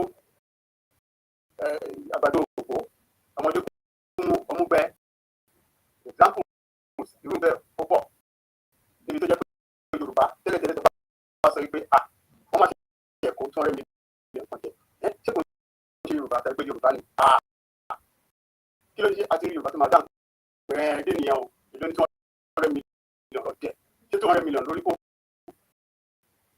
kí lè fẹ́ máa sọ tó bá jẹ́ pé àwọn ti òkè ọ̀yà lọ́hùn wọn kí n kó 1 billion náà máa kó kò lè sí nǹkan tẹ́ máa gbọ́ Yorùbá lẹ́kọ̀ọ́ máa pariwo ẹ̀wọ̀n orí èmi báyìí ní ìkọ́bí ọdún márùn-ún sẹ́yìn ní òde ìgbé òde ṣe jẹ́ 500,000 naira nígbà tí mo kọjá sábà ìjà ẹ máa wọ̀ ẹ̀ èmi lè kọjá 5 million mo ti dúró yìí o ẹ jẹ́ fún mo níwọ̀n bàtẹ́ yìí nǹkan tí wọ́n ń pè ní irú moral decay. Akínníṣọ̀lá tún sọ wípé there cannot be true development without culture wípé ṣé kò yé wa ni development is about the people all the people all the time we kò lè sí development kankan tí a bá ti wọ̀nyẹn mọ́ torí nǹkan tẹ̀lé bí tó gé wà nípò ní wípé tó ń bá ṣe ń bọ̀ tẹ́lẹ̀ ní tó yẹ kó lọ kó láti ìsàlẹ̀ fẹ́ kó wá lọ sókè kò bá dájú báyìí lọ ṣùgbọ́n nígbà tó jẹ́ pé wọ́n yí padà òkè ní wọ́n fẹ́ lọ máa bẹ̀rẹ̀ láti wá sí sàlẹ̀ kò lè sí láyé àdébí development rẹ̀ nítorí ẹ̀ tá a bá lọ padà jẹ́ kí n dá yín padà sí ṣàwọ́dẹ àtàgbègbè ẹ̀wọ̀n tó bá jẹ́ pé a ṣe ìkẹta ni ìyẹn ìṣòro làbá pé àti ìṣe nítorí ní ìyẹn ìṣòro gbogbo wa jókòó láti wọ́n níta wá jẹ àṣẹ àwọn àgbàlagbà ló pè wá gbogbo àti jókòó tán wọ́n bá pè yan ọlọ́run bá fọwọ́ bà pé irú yẹn ò lè dé ilé òkè ń ṣe yàn owó ó ṣe rí pẹ̀tẹ́ nígbà bàbá bèrè pé ẹ lọ àwọn tó gbé yan náà wà nígbà tó kàn irú yẹn ò lè dé bàbá nígbà tí a rí apọ̀ṣù lání kátó bóyá iṣu mi lè ṣe kó lè ṣe ìṣúrò lè fún yàn kódà ká máa láti ṣe lọ ẹ ká lọ da gbogbo yàn yẹn dà kẹwàá ìdọ̀kẹ́ lọ́wọ́ ẹ̀kọ́ ṣe ká wá tún gún ká ṣẹ̀ṣẹ̀ wá jẹ iná tá a rò pé ó tọ́ sí wa. So ó ṣeé ṣe kó jẹ́ pé a lè ẹ̀jẹ̀ community development through culture and sport yàtọ̀ yẹn bẹ́ẹ̀ ni ó ṣeé ṣe. ẹ jẹ́ kí n lo Abẹ́òkúta tí mo mọ̀ dáadáa nítorí Abẹ́òkúta yìí a lè sọ pé ìlú mẹ́rin àti section mẹ́rin ló wà ń bẹ̀ Aké wà ń bẹ̀ Òkè-Ọ̀nà wà ń bẹ̀ Gbàgbọ́ra wà ń bẹ̀ Òwú wà ń bẹ̀ ìmẹ́rẹ̀ rẹ̀ mo ṣe ń sọ̀rọ̀ yìí ó tà ní community center kọ̀ọ̀kan fún ìkọ̀ọ̀kan bóyá tá a bá fẹ́ ṣe nǹkan àlọ́ block ojú títì tá a máa lọ tó kìíní sí tá a máa ṣe gbogbo ẹ̀ ìyẹn ò dáa tó ó yẹ kí igun kọ̀ọ̀kan nílẹ̀ Yorùbá mo ṣe ṣe àpèjúwe mẹ́rin yẹn kó ní wọ́n ti kọ́kọ́ sẹ́yìn ìtàkùn tó yẹ pé pápá tó máa gbá bọ́ọ̀lù tó máa sáré máa wà níbẹ̀ tíátà wà níbẹ̀ sinimá wà níbẹ̀ lawn tennis táyé báwo láti wà ń bẹ̀ swimming pool láti wà ń bẹ̀ nítorí àwọn ọmọ tá a fi ń ṣe ẹlòmíì kó tó rí sí kó tó tẹ̀sẹ̀ pọ̀ sí ìlú pa àtọmọ ọmọ kan ṣẹ̀mọ̀ yàtọ̀ sí pé gbogbo ìta ń ṣe yẹn à ń láti gbogbo owó tá a ní tó kù ó ní àwọn ọmọ tó mọ̀ ẹ̀ la máa kó lè nígbà tó jẹ́ pé láti bẹ̀rẹ̀ gbogbo láti máa mọ orúkọ ẹni tó ti di àbíkan tó láàrin wọn títí wọ́n lè ṣe ìyẹn lórí tá a bá mú ìkan bíi gbàgbà ó ṣe kó jẹ́ pé àwọn community bíi 15 mẹ́ẹ̀ẹ́dógún ló wà nínú gbàgbà tí àwọn yẹn bá ní ibi tí àwọn ọmọ yẹn ń lọ déédéé àwọn mẹ́ẹ̀ẹ́dógún yẹn wọ́n lè ṣe ìdíje láàrin àwọn ṣùgbọ́n tó bá jẹ́ pé ó kárí a tún lè tún mú pé ó da àwa ìlú mẹ́rẹ̀ẹ̀rin yẹn kákó kojú ara wa lóríṣìí ọ̀nà bá ṣe ń ṣe ti eré sísá àti bọ́ọ̀lù bẹ́ẹ̀ náà ni eré àwọn máa ṣe tíátà ẹ̀rọ dẹ̀ ti wà ní ìsìn pé láti bẹ̀ lọ́wọ́ ti máa kọ́ báwo ló ti máa ṣe mídíà tó máa mọ kámẹ́rà lò kíní kan lò láàrin wọn torí ẹ̀ tá a bá ti ṣe ti oní eré ìdárayá tán gbogbo wọn ló wà ìjó gbogbo ẹ̀ ni a máa ṣe ìyẹn pàpà náà ó lè dín kọ́ta kéèké láàrin àwọn ìtumọ̀ ẹ̀ ní wípé kò wà lásán àsìkò tí wọn fi ń gbá bọ́ọ̀lù ó kéré èyí tó kù ètò àti okòwò oríṣiríṣi ló wà níbẹ̀ tẹ̀mọ̀ pé tí àwọn ìlú bẹ̀rẹ̀ yẹn tó bá ń káàkiri àti pé tó bá jẹ́ pé gbogbo ẹ̀ gbòòrò káàkiri ilẹ̀ Yorùbá kó ní òun kó mọ ó di pé a ní nǹkan tó fẹ́ ṣe lẹ́kìtì àwọn tèkìtì náà bọ̀ wá sí Ìbàdàn tí a bá ń ṣe bẹ́ẹ̀ yẹn gbogbo ìgbésẹ̀ tó ń gbé báyìí iṣẹ́ ló kàn accommodation kò ní wọ́n máa sùn oúnjẹ wọn ni wọ́n máa jẹ ọkọ̀ wọn ni wọ́n máa wọ̀ débẹ̀ wọ́n hẹ́ẹ̀dì wọ́n ìlera ààbò àti gbogbo ẹ̀ náà ẹ wá gbogbo ẹ̀ ṣe máa di àmúṣọrọ̀ nítorí ẹ̀ nǹkan tí mo fẹ́ sọ ni pé ìròyìn ayọ̀ tí mo ní fún yín ni pé ǹjẹ́ irú ẹ̀ ṣẹlẹ̀ àbí pé revolution tá à ń sọ̀rọ̀ ẹ̀ ó ti bẹ̀rẹ̀ ní ìkọ̀kọ̀ rí kò tọ́ ni ó ti bẹ̀rẹ̀ nítorí ní wàásù mi ní ìkọ̀jà Abẹ́òkúta lọ́nà ìwé koro revolution kan ń ṣẹlẹ̀ lọ́wọ́lọ́wọ́ báyìí tó jẹ́ pé níṣẹ́ ló dàbẹ̀ ní pé gbogbo wa akàn yìí sí àmọ́ nǹkan tó ń ṣẹlẹ̀ nǹkan yìí sí tí mo sọ ní pé bá a ṣe sọ̀rọ̀ lọ́wọ́lọ́wọ́ báyìí mo sáré pè wọ́n láti sọ fún wọn wípé wọ́n fi bí ìdárayá tó ń lọ́wọ́ ẹ̀ ó ṣe bẹ̀rẹ̀ wọ́n pè ní wàásù ní soccer championship bring charge of Mr. Victor Agbaku the CEO of Unique Heights Sports Limited pẹ̀lú àjọṣepọ̀ Ṣẹ́gun Ọdẹ́gbàmí International College and Sports Center ní wàásù irú nǹkan tó ń ṣẹlẹ̀ bẹ́ẹ̀ ni ò rò pé ó pọ̀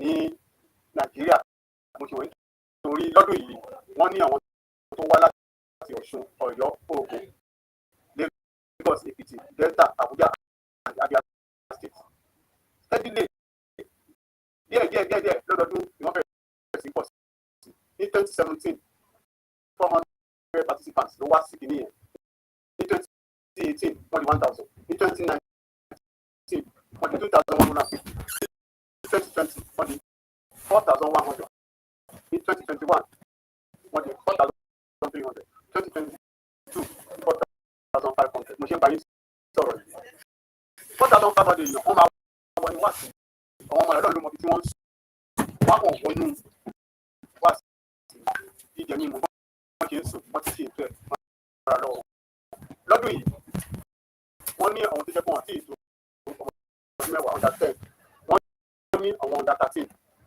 wọ́n ní àwọn under 15 wọ́n ní under 17 and then PH and then wọ́n wá ní àwọn obìnrin so lọ́sẹ̀ yìí wọ́n ní ilé team tó wá láti àgbẹ̀ wọ́n pè wọ́n ní society teams football FA and wọ́n ní team tó wá láti state tí wọ́n pè ní football connect finals tí wọ́n máa gbá ọ̀la Sunday August 14 náà máa gbá àwọn free age category tó máa gba olúwọlé FC Abẹ́òkúta wọ́n máa bá LGH FA Lagos wọ́n máa bá wọn gbàgbàgbà choosing generation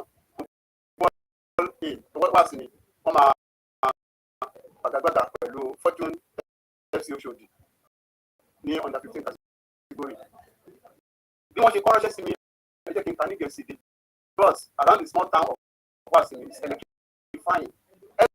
Everyone wants to be part of this summer fever. Young villagers adopting their favorite team to accommodate and support traders. Market women are smiling to the bank because of the influx of over 4,000 potential customers and the resultant increase in the state.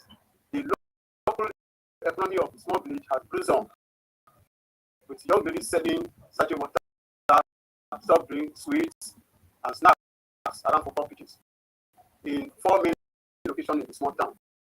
Each pitch featuring up to 7 matches per day. Accommodation, yes, accommodation is another dimension of the economic activities, and the potential is unlimited. In such a gathering, young people who once a year, take the opportunity to include, values, and the free, because what I'm actually, and the culture of theater,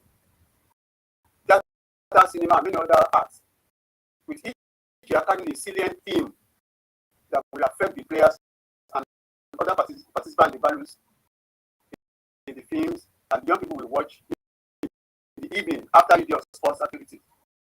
Special art exhibition and competition all geared towards incorporating salient values, and the options are limitless. Even though such an event will be just once a year without planning, preparation, and order, all of this is possible, and if we start, the millions, it will affect millions of young people will make their heroes. Lord, our Nigerians, in the Premier League, one more, you are not seeing one yellow. Me, what the mobile mara, what the manager of my little, what the contour people sitting one. Nítorí ẹ̀ tí a bá bẹ̀rẹ̀ gbogbo kí ni máa ṣe ní ilẹ̀ Yorùbá.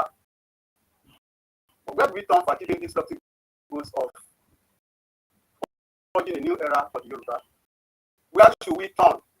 Because kò ṣe é ṣe kò dáwọ́dà ní ìgbéjọba ọ̀rọ̀ ayé gbogbo orú yẹn ní ìsìn. So ọ̀rọ̀ àdìsá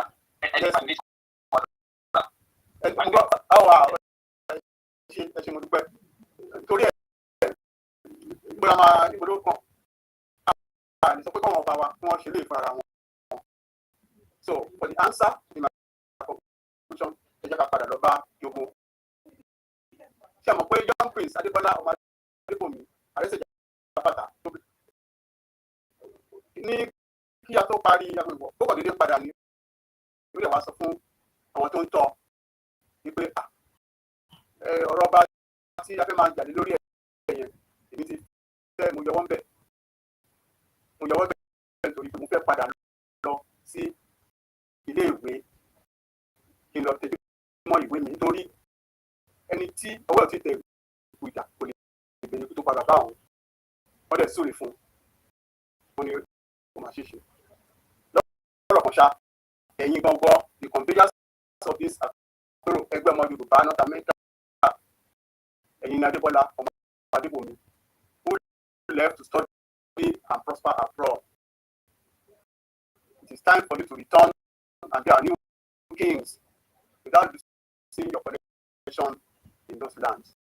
But first, we have to borrow and aroko. Ẹ̀yà máa jẹ́jẹ́ máa búra tí o máa so wá pọ̀ bí wọ́n ṣe ṣe nínú ìṣàwọ̀ ìjẹ́ ká tó bẹ̀rẹ̀ ìrìn àjò wa yìí. Ohun tí wọ́n yóò lò bí àròkò náà ó ní láti jẹ́ nǹkan àjùmọ̀lò kan láwùjọ bíi orin kan àjọkọ bíi ìlú kan àjọlù ijó kan àjọjó bíi ìran kan àjọwò bíi ilé kan àjọgbé bí òrìṣà kan àjọbọ, bí oúnjẹ kan àjọjẹ, bí èpè kan àjọṣẹ́, bí ère kan àjọwú, bí ọ̀fọ̀ kan àjọpè, bí oògùn kan àjọsà. Ìtumọ̀ ẹ̀ ní pé bí Yorùbá ṣe wà ní ìsìn ẹnu wa ọ̀pọ̀ ara wa ṣe àṣe kankan nítorí ẹ̀ ó dàbí ẹni pé láti fi tó yín létí pé the willing hands from other major Yoruba organizations and individuals at home and abroad are ready to join this struggle. Ẹ ṣé mo dúpẹ́ o. Ẹ ṣé sá. Ẹ ṣé. Iṣẹ́ náà ẹ ṣé sá. Ẹ ṣé. Bí ìgbà tí ìbá wà ní ìjọba àgbà ẹ ṣe ti fi ṣe. Ẹ jẹ́ àdéhùn àbábọ̀ láti wọ́n.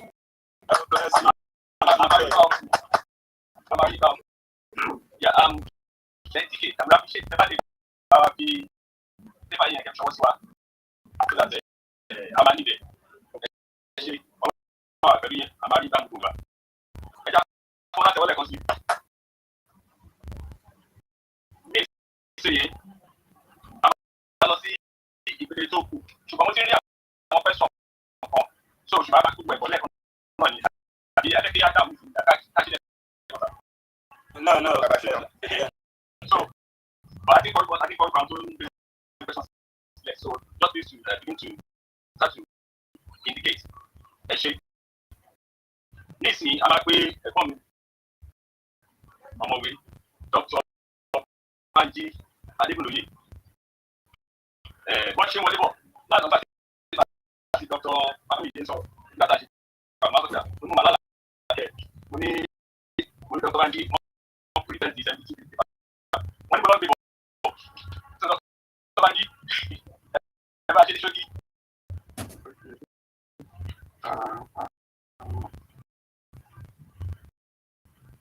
Yeah.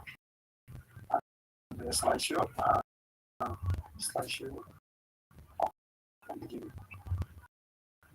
Ẹ ṣé ẹ̀yin bàbá mi mo júbà orí adé kábíyèsí ìbá wọn ó jẹ́ kí àwọn dáàdì wa Professor Badigeshi was the stewardship of the Apero ọmọ tó lọ́n fún ìtẹ́jú kó wá jọ ìtàn bẹ́ẹ̀ mo lè kí ààrẹ ọmọ Yorùbá North America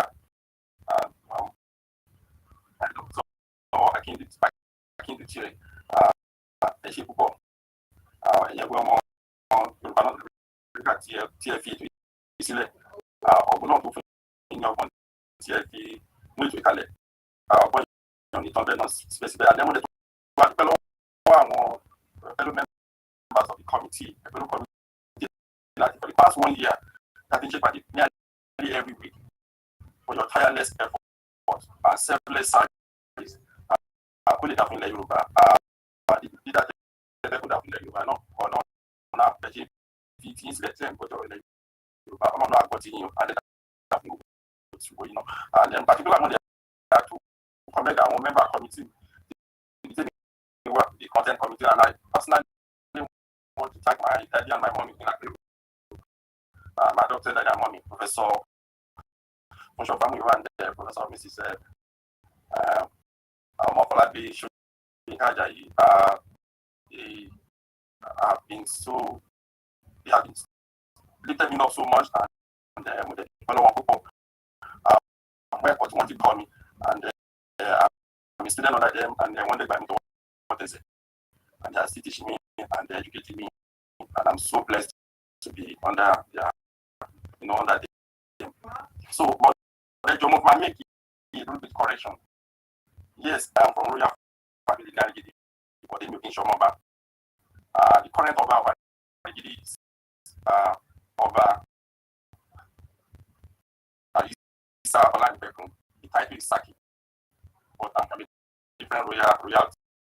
But for Roger and so for me to do my have to make this correction. So provide the way I go into. So the current of our family is so me you can share that about advancing. So we're looking into the correction from the royal family. We set with that one. So we're getting possible that or to see I do this just like okay. I'm going to try this one for that side here. So the Apero nílé lóko fún Atunbi àti isodotun ilẹ̀ Yorùbá. Tí a bá wo táìtù ọ̀rọ̀ Apero wa ìbọn nígbà Atunbi àti isodotun ilẹ̀ Yorùbá. To comment the comment of Apero tí wọ́n gbé táìtù sílẹ̀ náà tí a bá wo ọ̀rọ̀ ńlá wà bẹ́ẹ̀ wọ́n ní Atunbi àti isodotun ilẹ̀ Yorùbá. Àkókòrò àwọn ìjọba àwọn fẹ́ sọ̀rọ̀ lásán. Ṣe máa dà fún ilẹ̀ Yorùbá bí a ṣe máa tún ilẹ̀ Yorùbá bí a ṣe máa sọ ilẹ̀ Yorùbá di ọ̀tún òun ní àpéjọlé lórí ẹ̀. And ìpọ́n tó ní máa sọ lórí ẹ̀ pàtó ni pé ọ̀nà òun la máa gbé gbà báwo la ṣe máa ṣe àti wo wọn tó ṣẹlẹ̀ ní ayé àtijọ́ gbà kí wọ́n tó bí irú àwọn kí ló ṣe bá wọn ṣe ṣe and wọ́n tó ní máa sọ lórí ẹ̀ ni pé going forward kí ni ọ̀nà tí a lè gbé gbà. And what must we do now? I'm praying to Apero too, which means coming for God what to Apero to that was that day. Coming but that day Apero to but that might be. And then the situation of new paradigm, community and grassroots engagement. That's the title to conclude me. Then you can live in community and grassroots engagement with people in terms of development and service delivery, independent of the government. Àṣàlàyé bí mo ṣe lọ níbi ìṣẹ̀lẹ̀ àlàyé máa kọ̀rọ̀ nígbà pọ̀ díẹ̀ náà ṣùgbọ́n tó bá yá máa after fast speed and then after this life my year is so important because I have a lot to say. I'm going to talking about education and technology. But then the man being much àlàyé ni ó máa pẹ́ àkókò nígbà mi ní àkókò láti ṣe sílẹ̀ máa jọ mú ọ̀rọ̀ ìforíjì ọmọ Yorùbá lè ní ọmọ ìjìnlẹ̀ Yorùbá lè ní ìbẹ̀ àwọn pẹ̀lẹ́ ìpínlẹ̀ migrate wá sí bàbá mi tẹ̀lé wá dé wá sáré gidi. So sí àdìjì bẹ̀rẹ̀ jọ ẹ̀ṣá ìforíjì mi. I will be speaking English most of the time. I need to get it so that was preparation. So I'll go to the next slide. And so the next slide is one of the disturbing message and so the question is this true? But what must we do? Can we change this narrative? And when an African man becomes his bank account and in Switzerland, he travels for medical treatment. He invests in Germany. He buys from Dubai. He consumes Chinese. He plays in Rome or Mecca. His children study in Europe. He travels to Canada, US, Europe or tourism. If he dies, he will be buried in his native country of Africa. Africa is just the cemetery of Africa. How could a cemetery be developed? I'm already disturbed. I said this message. I'm very disturbed. Can we change the narrative? We don't know what people do. It's not an insult. How can we do it? But the problem, why we got here, why this become part of what is because we are born into we find ourselves in an irresponsible and the that is responsible father. I don't know if anybody has been a responsible father before. Have an irresponsible alcoholic, a drug addict.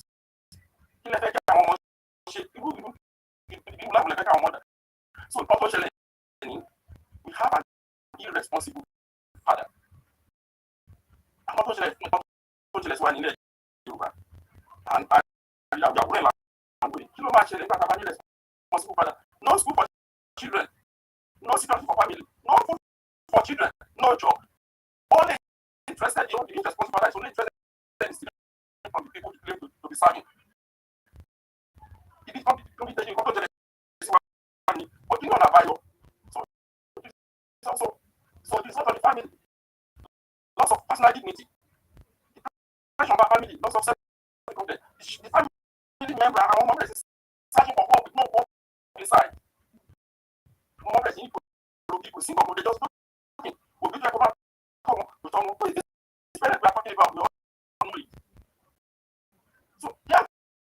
people resort to struggle for survival by whatever means. And that is why my end up with this. The Yahoo boys, men, is very. Emma don't blame these children. The system in place that will call the parent has done the right thing. Many of these children will not end up this way. If the children end up this way because they want this life, who doesn't want money? Who doesn't want good life? Me, I want one. That is why I ran away from Nigeria. Because I want good life. I want good life for my children. I work hard. I didn't want to end up. So everybody wants good life. Money is good. Money has a record. But what is selfishness and greed? And this is what the irresponsible parent is. So, but what must we do now? I already know we have inherited this problem because of the irresponsible father. So we have to move out of this father. We have to just move out. This father has chosen this an irresponsible person. So we have to just separate ourselves from this father. That is something we have. How do we do it? So, and if we look at it, this father, change, even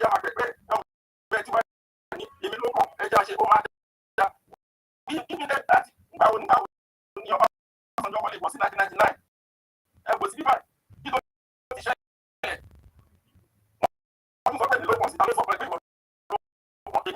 you see your back right. That's the service statement.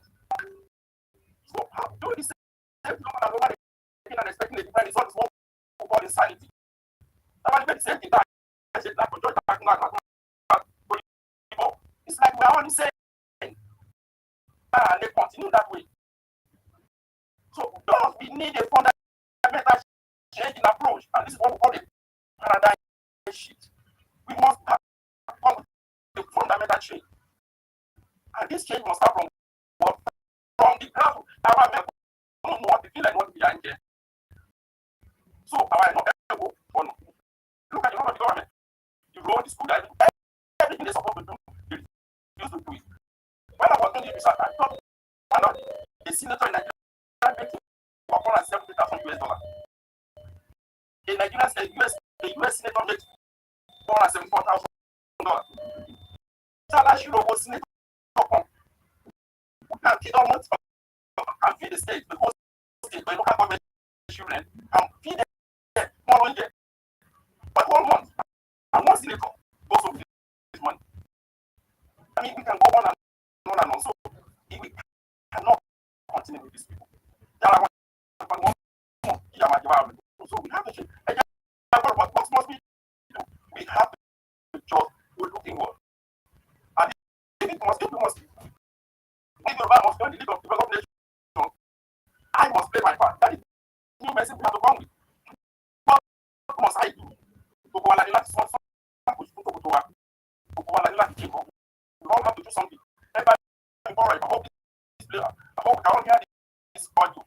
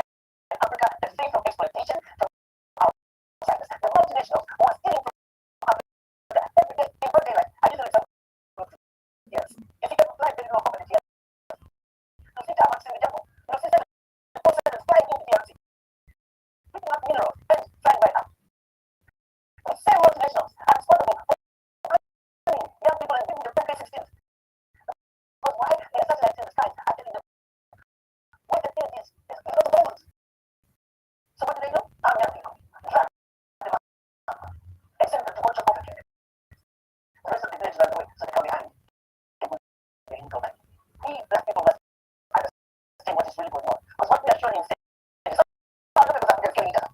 And some serious things that have been playing in Africa for far too long. And once we understand that, we can strategize. That's how we can begin to bring change that Africa needs. And that change is going to come if the African diaspora are united. So, so we have to take nobody on. Say like what you right? We have look, they are scaring us so that we can run away from what belongs to us. Yes, no Tony one power, yes, no Tony was and it's scary.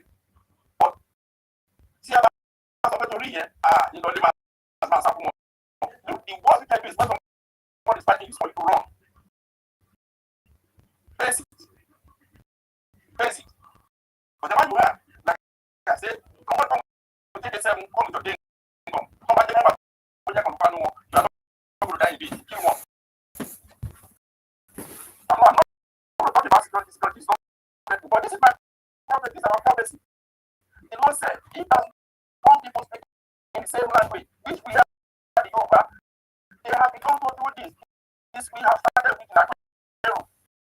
There's nothing they plan to do with impossible for them.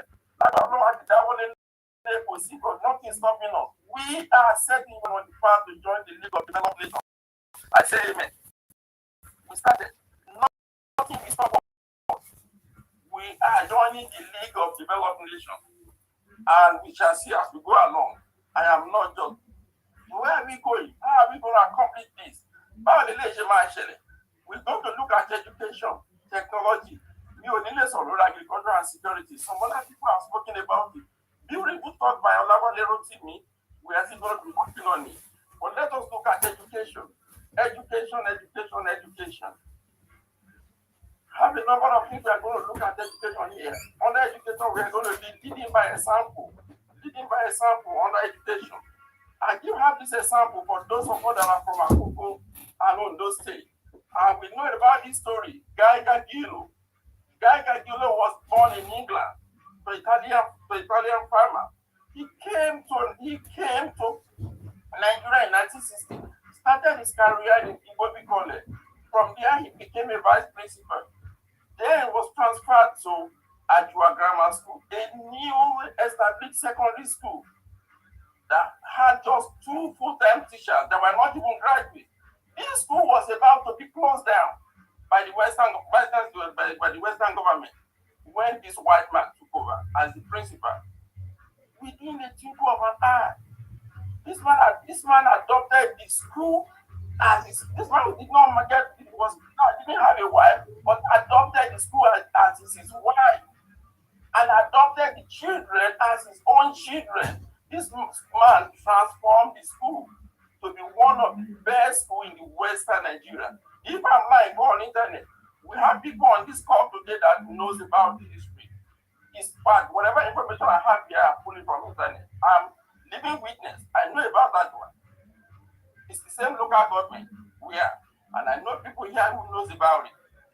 We have some prominent Nigerians today, I don't want to put their names here, who went to the school. We know this is a foreigner that come to us. This is somebody leading by example.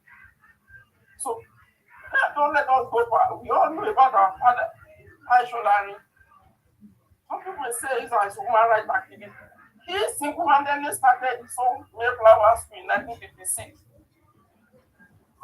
For those of you that in the Kenya and in the environment where Mayflower is, you are the people that can best tell the advantage of Mayflower in your environment. We all know this story. I won't go far into this. We all know every one of us knows the story about Mayflower. This is a story of one person standing up, taking the bull by the horn, leading a example. He did not wait for the government. And this is one of the things we can do. And you can say, oh, this man like history. No, I don't like history. Thank God we have our real father here today. I didn't prepare this because I didn't even know our real father is going to be our real father today. It's just coincidental. Our royal father today, live, happening, right in our eyes right now. great is our royal father. His legacy, our power, royal father today. One thing about our lady. A lot of people can know this. I mean, he's hit everybody's record. He sees education as a life and a potential machinery for development. He needs to banish poverty. He said, go to school. He now uses it to fight poverty and promote art and culture. KBC is okay, Laorogun are the best place in the world. Can you imagine that? Say, no, there is no place like Laorogun where anybody can live. And that's where it's his home. Now, he established Abolani College in 2014 from his own personal property. He offered free tuition to these kids. Free tuition. He works, he himself is KBC, he works in the school as a staff. He plays football with the kids. He provides them with 3 square meals. He gives them iPad, everything free. He's not looking for how much money he's going to make out of it.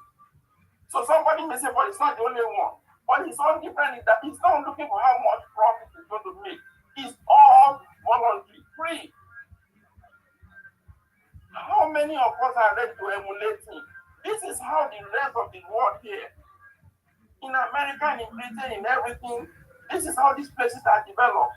In the place I'm talking from now, Prayer Camp in Georgia, go to the library, was built and donated by an individual. How many libraries we have in Lagos that are built by individual and donated in the city? Mi ò sọ pé àwọn èèyàn wa ò ṣe o, ìpọ̀pọ̀ pọ̀ tó. Mi ò sọ pé a ò kí n ṣe o, but we need more of it. And this is what I'm saying. Leading by example, we have to start asking ourselves. We need more of this. This is number one. This is how we can get Yoruba to the next stage. I'm challenging, I'm calling on every one of us. You don't have to be a millionaire. You can choose today and say, in my neighborhood in Lagos, you only look gutter there. The gutters are always dirty. I will take it upon myself. I will start cleaning the gutter in my street. I'm telling you, tobacco better with your man very well. But continuing, Obama for 2-3 months. If you are not careful, the local government will stop you because people they will become careless of you. Your neighbors, when they see the good things that wherever is more, other people will jealous of you. They want to even stop you. Just be selfless. This is big. You look at our American people and Britain, you want to develop. Don't ask me what have I done. I know what I am doing, and that's why I can speak to this. Let's move on. Look at the beautiful school. Everything free. Look at the beautiful school. Look at Daddy. He doesn't stop here. Look at that Daddy. Look at him in front of his children.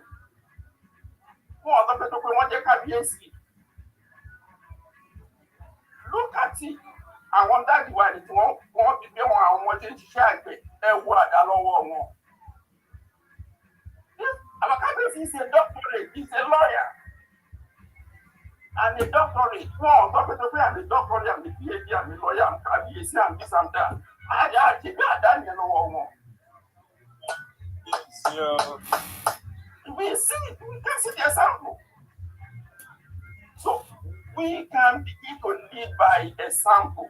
He said, if you see them fun at me, you will be sure they are my children, they are my future. Please let us begin to learn lead by example. This is one. So like then talking about education, how bastardized the education system has been bastardized. But the one I have just given is leading by example.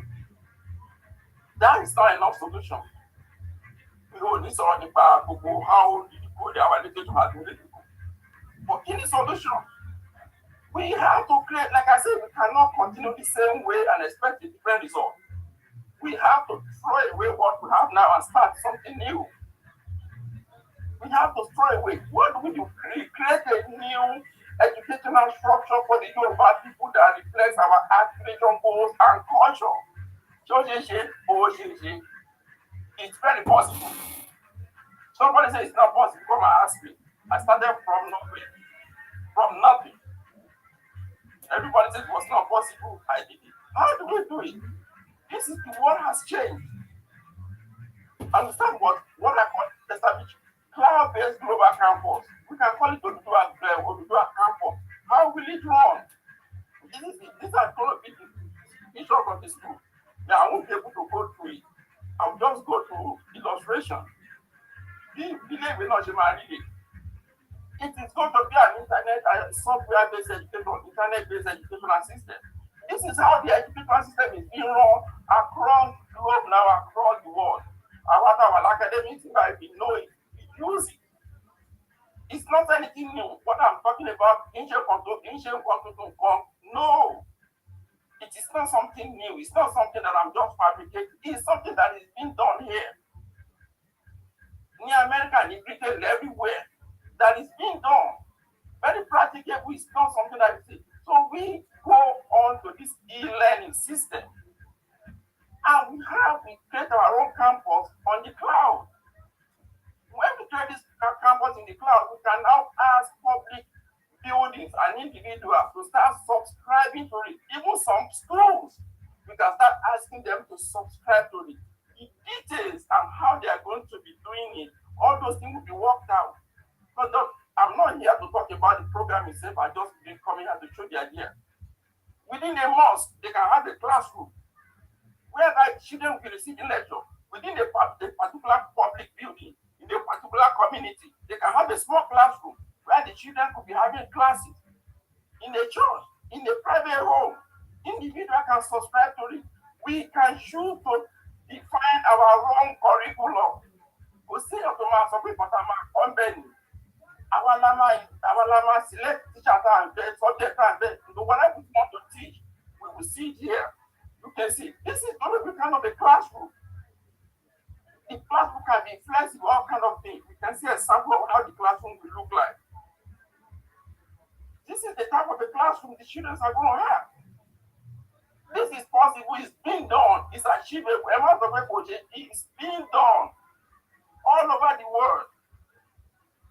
So kind of and it's not expensive. It's the cheapest form of education. So and we have the manpower to do it. We have all the resources. All that is left for us is, are we ready to do it? Is the willingness.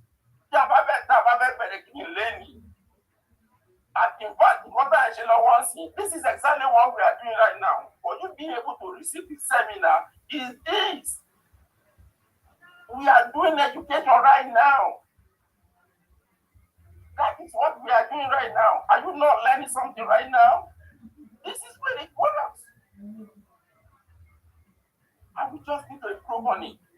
But it's going to be better. There's a special software for doing all these things better than the Zoom. When we are ready to implement it, we will look at the different software we can use.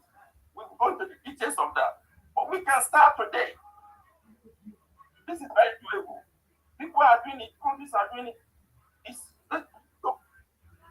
is a sample of a classroom, a real classroom, not just a fake one, where something like this is being implemented. And we can choose to do, there's no barrier in terms of location. You can, if you want to start teaching children in Brazil, anything, whatever you want to teach, whether the children are in US, whether they're in Yoruba land, whether the Yoruba children are in Lori, whether they are in Chokoto, anywhere the Yoruba children are, and we want them to receive the Yoruba-based education. I'm not saying we are going to be teaching Yoruba alone. You are going to see other things we are going to be doing. But we are just talking about education now. I will talk about technology very soon. So we can teach millions in a day. The limit is how much we want to do. And this is a very cheap program. We don't have this. All we need, and we have so many of our youth, graduates that don't have jobs. Now we can employ, we can train, we can mobilize to be part of this.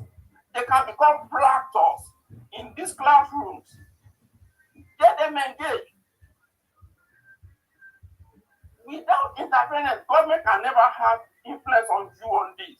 Government cannot stop you because you don't need them. And that is why we say this educational system will be available 24/7. No strike. We all know now the university system has been on strike for how long? This one no strike, available 24/7. If I jago make it now, if I jago make and there was also the lecturer, the classroom that are led by lecturer. And this will be completely devoid of interference by location 9. Completely devoid of it. So this is possible, this is doable, we can do it. We have the manpower, we have the people, and know a lot of Nigerians who already knows who are even experts in this one. So it's very doable. Let us go to another conversation. I was in Lagos this last May. I was shocked. My brother, when I gave me 2 hours later, 2 hours to today, kilo shele. Only what I mean more. I want to be doing kilo shele. Only Jack who moved that kilo no I saw the mechanic come. I will not come and change gearbox. Money gearbox again. So you talk about automatic in the motor here. I don't know about my service must come up automatic. You know they come and gearbox. Change the gearbox automatic car. It didn't stop there. I said what we need is I said just change the air filter. I'm sensing that the air filter in this car because I know the history of this car. It looks like we never changed the air filter in this car. I said change it. Go and change the air filter. When you have that, okay, take it to the mechanic. You must do and see. He got to the mechanic, you must be the air filter. I'm going to put them on top of the air filter. I'm not relying on this story. If the mechanic doesn't even know where the air filter is, I'm not insulting anybody. What am I saying? We have paucity of skilled craftsmen. You only have to have a project in Lagos to know what it takes to have a skilled craftsman. Everybody comes to you and say, I can do it. Now lie. They are not skilled enough. We need to retrain our people to be skilled enough, be professional. And what is lacking, we need to start the technical vocational educational system, whereby we can give our people real sound skills, fine skills that will take them to the next level, that will make them competitive with the rest of the world. This is kind of the skill we need. We were already about 3 or 4 weeks ago when the Minister Commissioner for Information Industry said she needed a painter, and the person they brought to her was a Chinese because they said he's the best painter in the neighborhood. Is it not shameful? I need the painter. If you go to Lagos now, you want to lay tile in your house, they will tell you to police are the best people that can lay tile. And there's a and you said to police are the best people that can lay tile. It's just we can't continue like this. We can't continue. We have to go back to now. When I was being said, I was looking for the technical school in Yoruba. Look, there are none, but more technical school. There's nothing there anymore. What technical school? Nothing. When you don't have technical school, how do you want to train? The technical school is like the engine power of any economy. Without the craftsmen, the technical people, no economy grows. How do you want to be doing stuff? It's just you have to own a business to know how difficult it is to get skilled people to work for you. I'm in that shoe, so I know what I'm talking about. So what is the solution? We need to encourage and train our people on craftsmanship. They go to all the details because of the time. But we can work on this. We can start a community-based vocational and apprenticeship program. Again, somebody will say, vocational is going to interfere with us. There are ways we can do this. We can go through the apprenticeship program. Apprenticeship program is just a way of starting.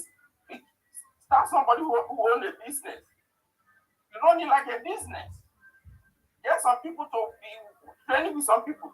The Igbos are doing their apprenticeship program. That is why the Igbos have upper hand when it comes to certain things. Because of this apprenticeship program, Harvard made a publication on this apprenticeship program on the Igbos. The Igbos have upper hand when it comes to this. This is why they own the computer village. This is why they hold all the electronics area in Lagos. This is why they are taking over Lagos. It's because of this apprenticeship program. Our youth, our Yoruba people are not ready for this. This is a fact. We have to go back to it. Let's move on. These are the things. When you talk about technical program, these are the kind of advantage I won't wait up for. But let's go to technology. Technology. On that technology, I have about what the talks that we have to talk about, but I'm only going to talk about information technology and electronics through computer. The electric car and solar energy, there won't be time, maybe under the Apero, we'll be discussing that later on. But I will only talk about information technology and electronics with computer. When you look at India, as Yoruba people, that's what the human resources were outsourced. It is not the only petrol that we have to outsource. We do outsource skills. This is how the Indian economy survives. India is about 1.3 billion human beings. Their greatest resources is human resources. They export skills. And what is this skill? IT, information technology. Those of us in information technology knows what I'm talking about. If you are here in America, you are here in England, you cannot, if you have to do 3 interviews, you cannot go through this interview without going through the Indians. I have people in IT who are listening to me. You can bear me witness on this. The Indians they are not smarter than we, the Yoruba people. I know what we're doing here in Atlanta with my group. Some people here have seen my videos, the videos of my kids. We have people making $500,000, even $1 million from IT. Here, I know what my children are doing. We have amount of people here. America, it's not possible in Nigeria. Or possible. We have kids now in Lagos making 2.5 million, 5 million naira, working for companies abroad. Remote, because last year COVID in Chile, the world has changed. We now have what we call remote work. Thank God, fiber optics is able. There's fiber optics in BI, fiber optics, and even later, the fiber optics has gone as far as the redeem count. So gradually, come up our our business people, the people that have the big money, maybe eventually the fiber optics will get to Ibadan. And gradually, even with your modem, with your router, you can still do a lot. I mean, don't let so much is possible. We can start doing mass education of our youth in this information technology. The business, the market, look, come back to Yoruba, they are about to get into IT. There is more than enough job. More than enough job for every one of us. But the problem is the orientation. EBT, one that you are auto. We have to re-engineer ourselves. We have to rethink. When Dr. Nikonsola gave up the lecture about the new order, she told us the new world, where the new world is going. We are going to see. We have to be on. We are working at the light speed.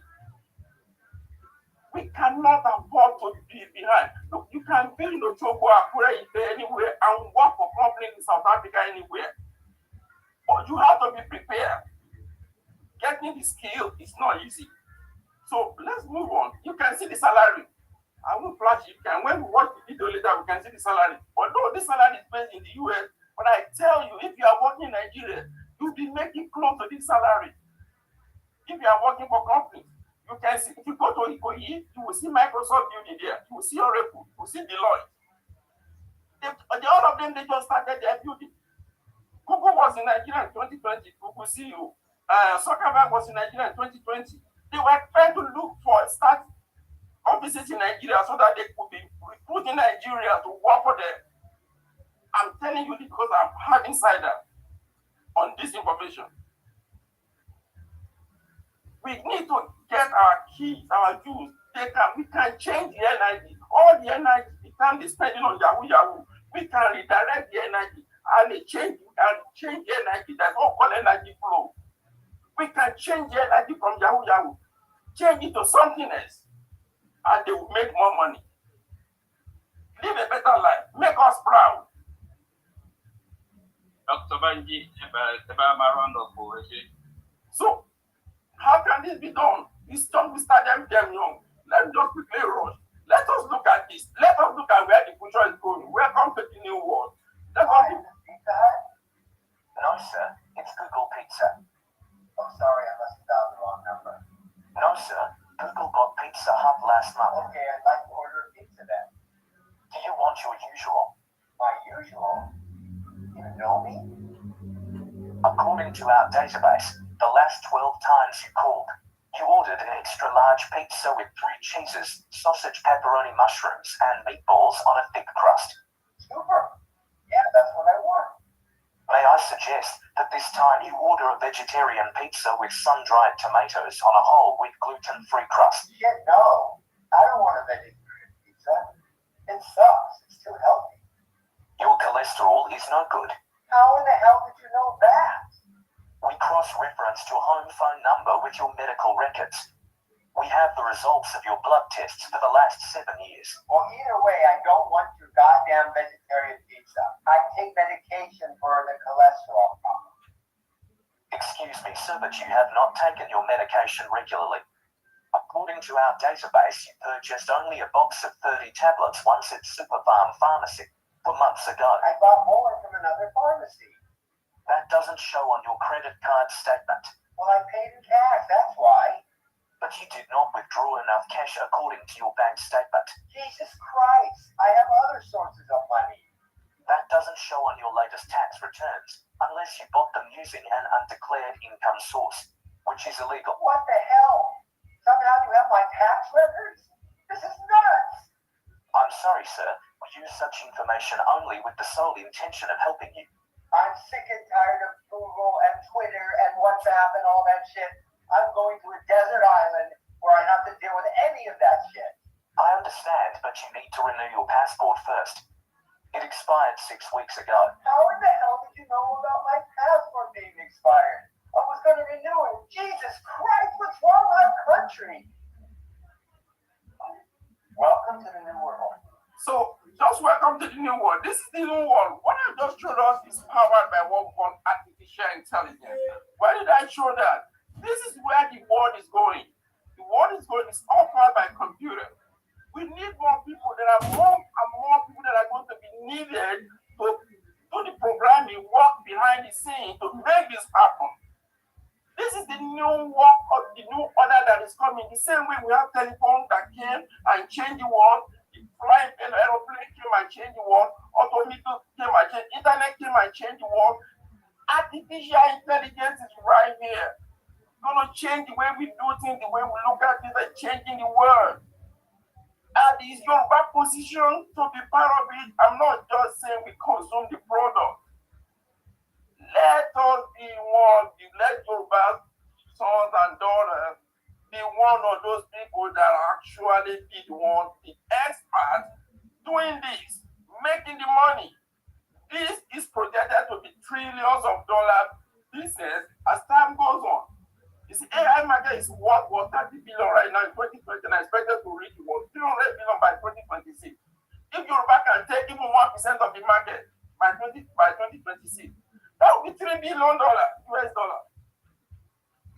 This is how we should be thinking. This is how we should be projecting. Are we ready? What plans are we making? This is what we should be doing. Artificial intelligence. How we can train our unemployed graduates on this using what? E-learn. We can incorporate all this learning into this global campus I told us about. Let us look at the last subject. Internet of Things. The next generation. This is scary, but it is real. It is right here. This one is one that will scare every one of us. scare me. I won't be able to show the video. But what is Internet of Things is saying it is, you know your table, your dining table, you smack it. It will say, hey, why are you smacking me? Your shoe will be telling you, it's every physical object around you will be able to talk and respond to you. Every physical object around you in your house will be able to control your life, control your movement. I mean, it's like they start interacting with you as if they are human. That is where I can just summarize it. And this is what they are trying to show us here, is smart home. It is already here. Round it up, sir. Yes, sir. And this is it here. And we can see, how did they happen? They only take advantage of this human senses. We got it. Let me just, it's not anything, it's not a magic. This is a simple element behind it. A time will come that you see, you see this statue, this statue will be able to tell you, with IoT, will be able to tell you, will be able to talk and give order. And with this IoT, children are already making toys. You can see toys that are being made by kids. I have a little kid here. Because of them, I won't be able to show. You will have been able to see the toy that this little kid is making. The IoT. This industry is going to change the whole thing in the world. Round it up, sir. It's with just less than $50. $50, we can start a kid on it. So almost it's a big market. We can get our people here. Therefore, the IoT upgrades needed in this week. We can lay the world on this. So I'm just about to finish. Just give me a moment. So thank you, sir. I said, look at online. I said, control delete. Thank you. I'm done. So thank you very much. Thank you for everybody.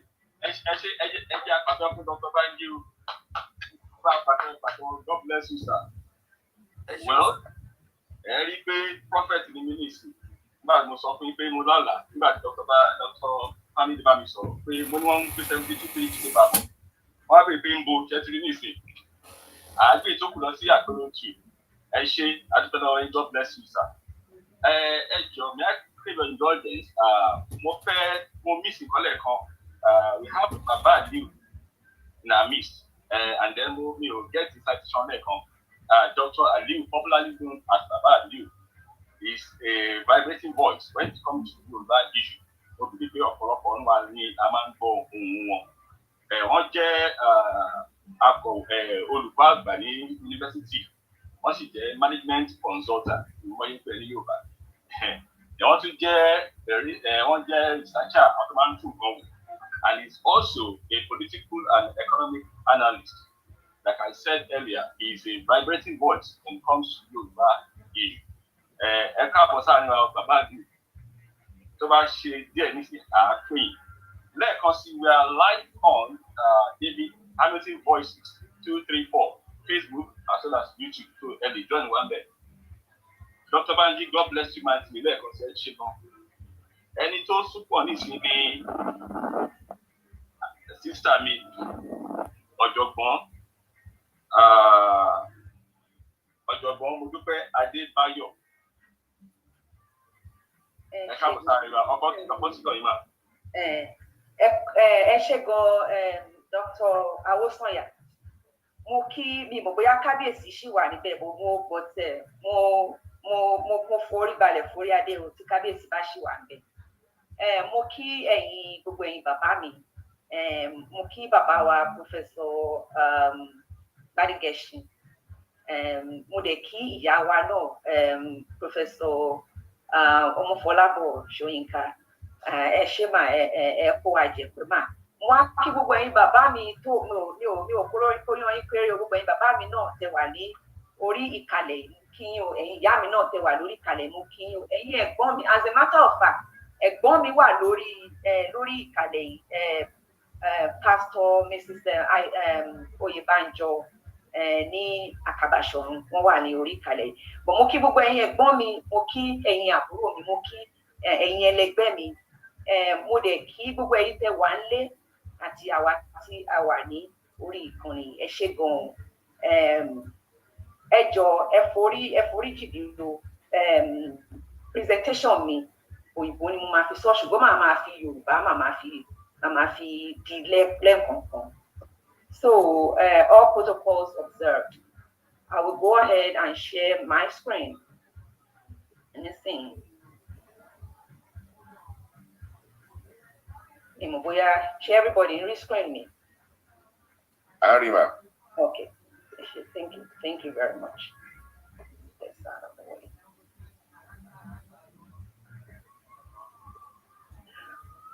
Okay. So the topic of my presentation is practical community-oriented health delivery system. So the purpose of my presentation is to examine practical ways to restore our healthcare delivery system to meet our needs. And I'm talking when we say our needs in our land, in Yoruba land. Some of the objectives of this presentation is to examine the current state of our healthcare system, to identify ways to make healthcare accessible to our people, and to describe the impact of other determinants of health, such as access to food, affordability, and physical environment, all of how this impacts healthcare. But up here, I actually took a quote from the National Institute of Nursing Research, and that quote, states that health must be considered within the context of people's lives and living conditions. And with this quote, I will actually explain this further when we get to this slide, to the relevant slide. But before we start to discuss, what we should do with regards to our healthcare, let's quickly review the current state of healthcare in our land. And when I talk about it, I'm talking about at home, Nile. So in one of the sessions, I think it must have been June, we learned about the different levels of care. Primary health is usually the very basic, which is healthcare in our community. Healthcare with regards to routine care, the things that we need to keep ourselves healthy, and to also maintain good health. But what is going on really in our land, and it's been going on for a long time, is the over-reliance on tertiary care, or over-reliance on tertiary institutions to provide primary care. It's like putting square pegs in round holes.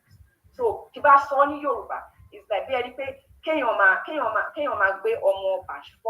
or that kind of thing. It's like primary care.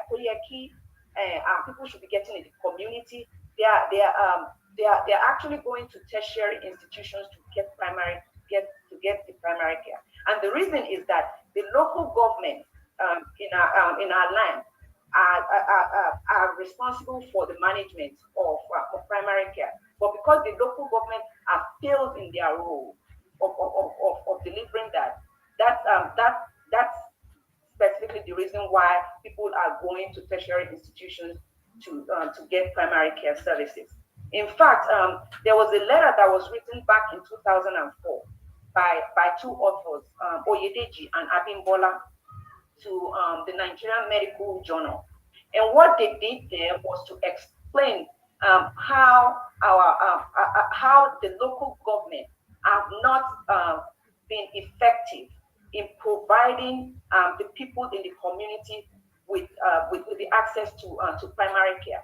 So the people in the community are now having to go to the teaching hospitals to go and get care that they should be getting in their communities anyway. So in another study, actually this one was a study that was conducted in 2010 by three individuals, actually researchers. And this study, they conducted it in Ikosi Ejirin, a rural community in a rural local government in Lagos State. So in this study, they actually found that the local government had then had jurisdiction over 9 medical care facilities in their local government. And so when they went there to do their investigation during their study, what they found was that there was a widespread unsanitary condition in that, you know, the actual conditions of the facilities was unsanitary. The reason is that lack of water supply, you know, constant water supply. Because when you go into medical, when you go to a clinical setting, right, you need to washing your hands all the time, so that when you go from one patient to the other, you're supposed to wash your hands so that you're not transferring germs from one person to the other. But because the tap water or the pipe-borne water went running, so so that was creating a kind of unsanitary situation for the people there.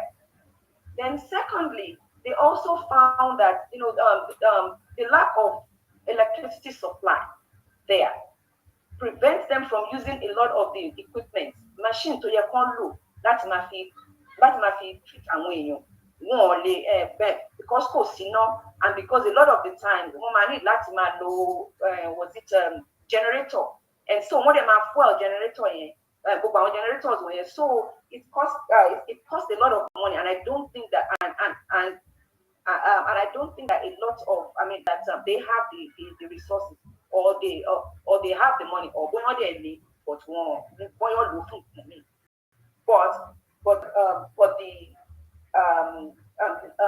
but the summary is that they could not get enough or consistent power supply to operate the equipment. They also found during their study, during the investigation, that the staff there were not on a regular schedule. Yeah, for example, in the US, if you're working in a medical facility, you know, if you work day shift, or you work night shift, or you work evening shift. But what these researchers found in that at the Ikosie location, they found that the staff there don't have consistent schedules to say, okay, you are supposed to report to work at this time. So can you now imagine when people go to those facilities, they do not have the staff to attend to them. Then finally, they also found that the investigators, they also found that in their books there were no records of medical people or the clinicians having continuous medical education. Continuous medical education is very, very important in healthcare, because you need to stay up to speed with changes in maybe treatment, in changes with regards to maybe new conditions. For example, now they are even saying that smallpox is back. Smallpox that has been eradicated is now back. So those are some of the things that healthcare providers need to be trained need to be doing on a continuous basis. In fact, you cannot renew your license here in the US if you don't have a certain number or certain hours of continuous medical education. So these are some of the examples of why the healthcare system in our land appear to be run down, or is actually run down, which means it's almost non-functional. That's why you see, the president of the country flying to the US, flying to UK to get medical treatment, because the system, because the healthcare system in that country is in a sorry state. So, okay, so now what can we do for future state? And I'm going to draw from my experience of what works here.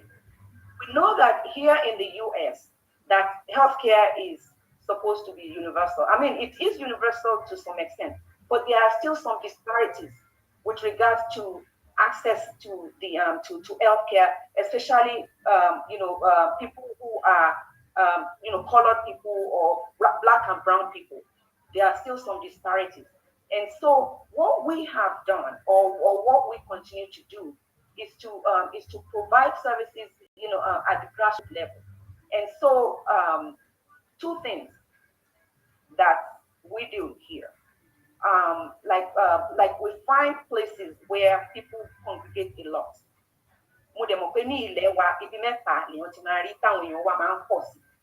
One, ó wà ń bẹ̀ party, churches and mosques. But Tabawo, ó wà ń bẹ̀ parties, right? And the locations are not consistent, right? One lady by lane, one lady by Lola. But churches, we know people go to their church. They go to their church every Sunday at the minimum. Mosque and when you're on Fridays, so we know that people go to those places. So here, what we do is that we go to some of the we go to these locations like churches. We go and do screenings for members of those churches.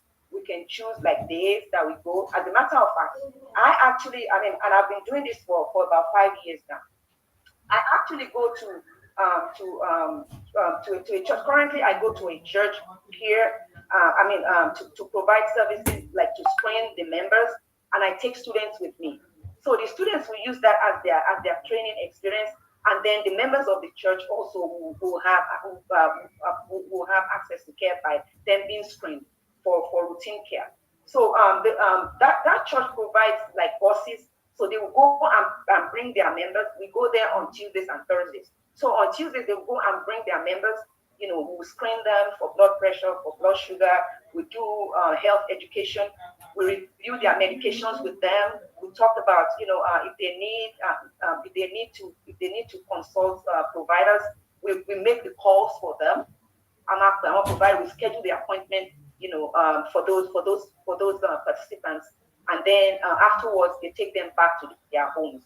Then on Thursdays too, I'll go with another group of students, and we'll go and do the same thing. So we've been doing we've been doing that here, and I believe we can also do that in our land.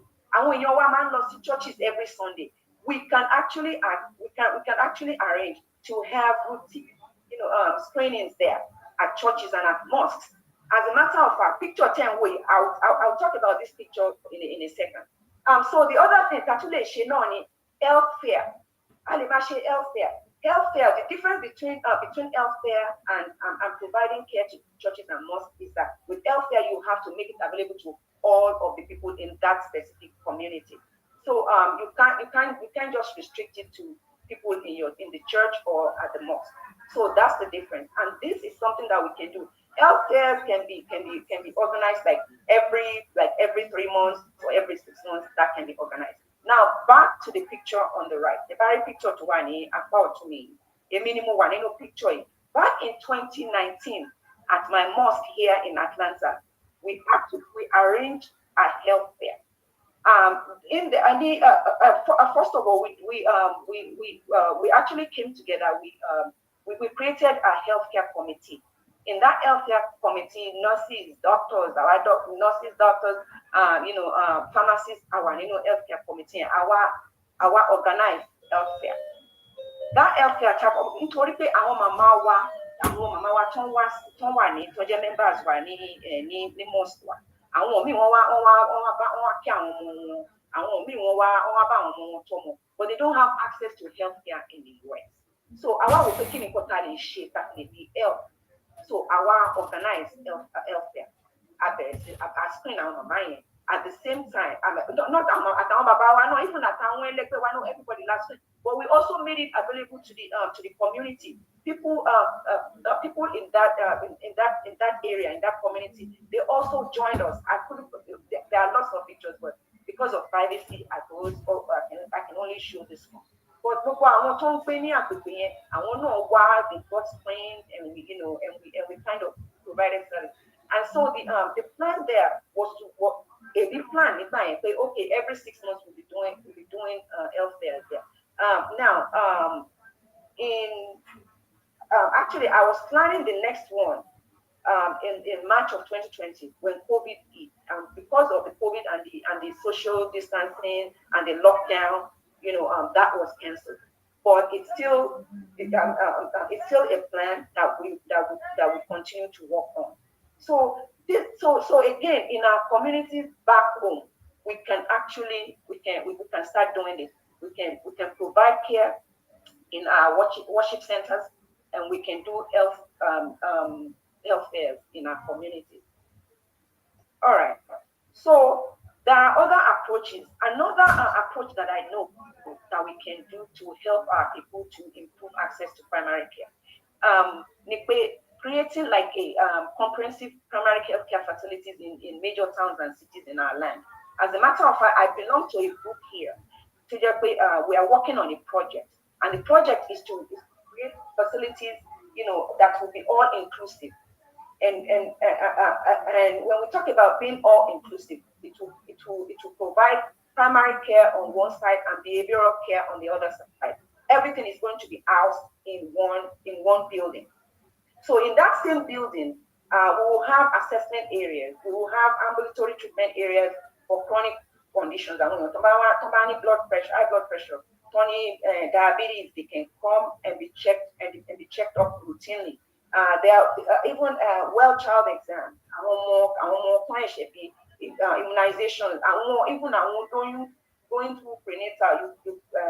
Antenatal in Nigeria,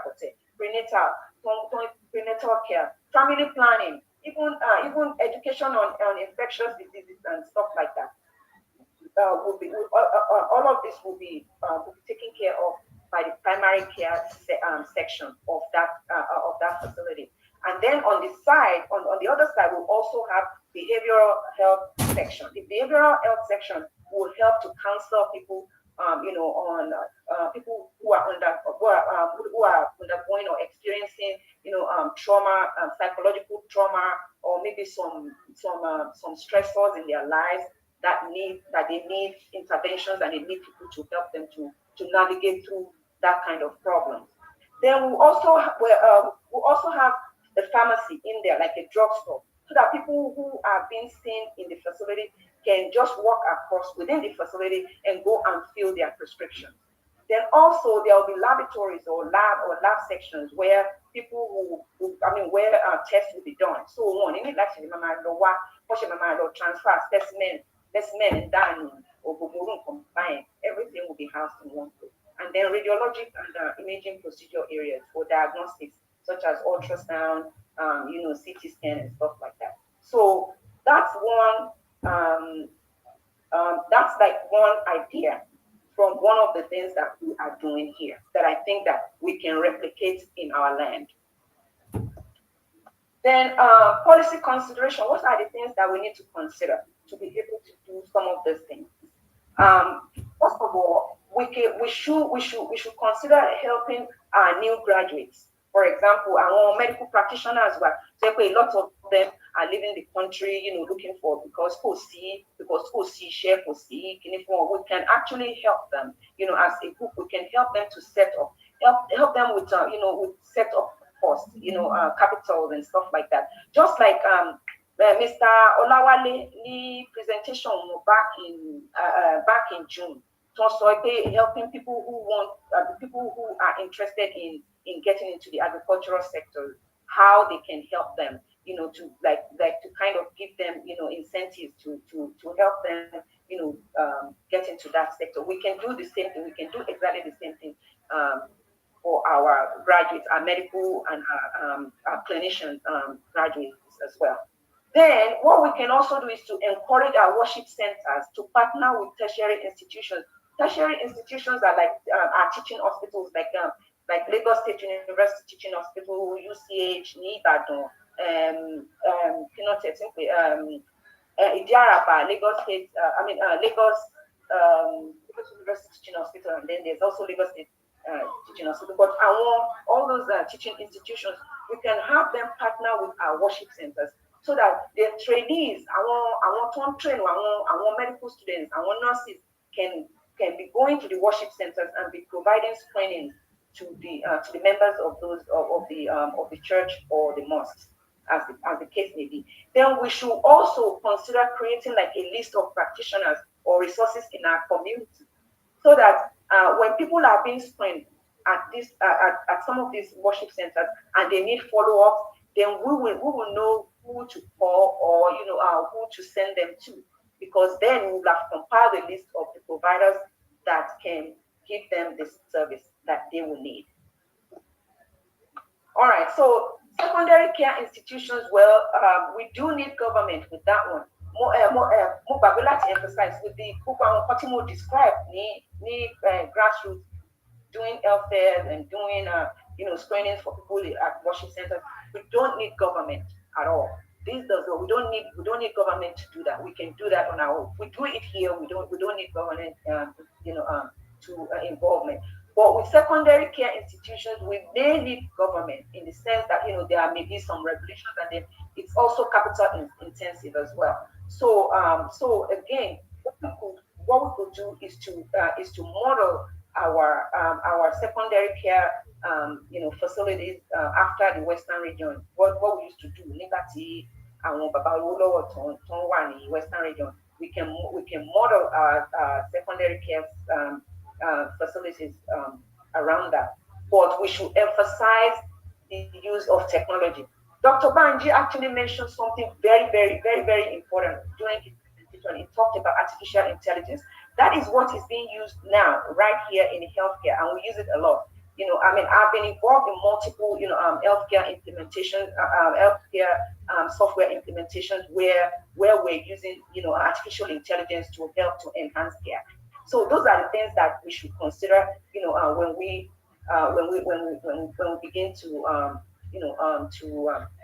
to revive our secondary care institutions in our land. Then, with regards to tertiary institutions, what we should do is that our emphasis should be to use tertiary institutions as training as training and research establishments. We should not use them as primary care centers, because that's not they will not serve the purpose for which they have been established. The purpose for tertiary institutions is to manage complex cases, and also to help to do more research so that we can uncover ways to improve care to our people.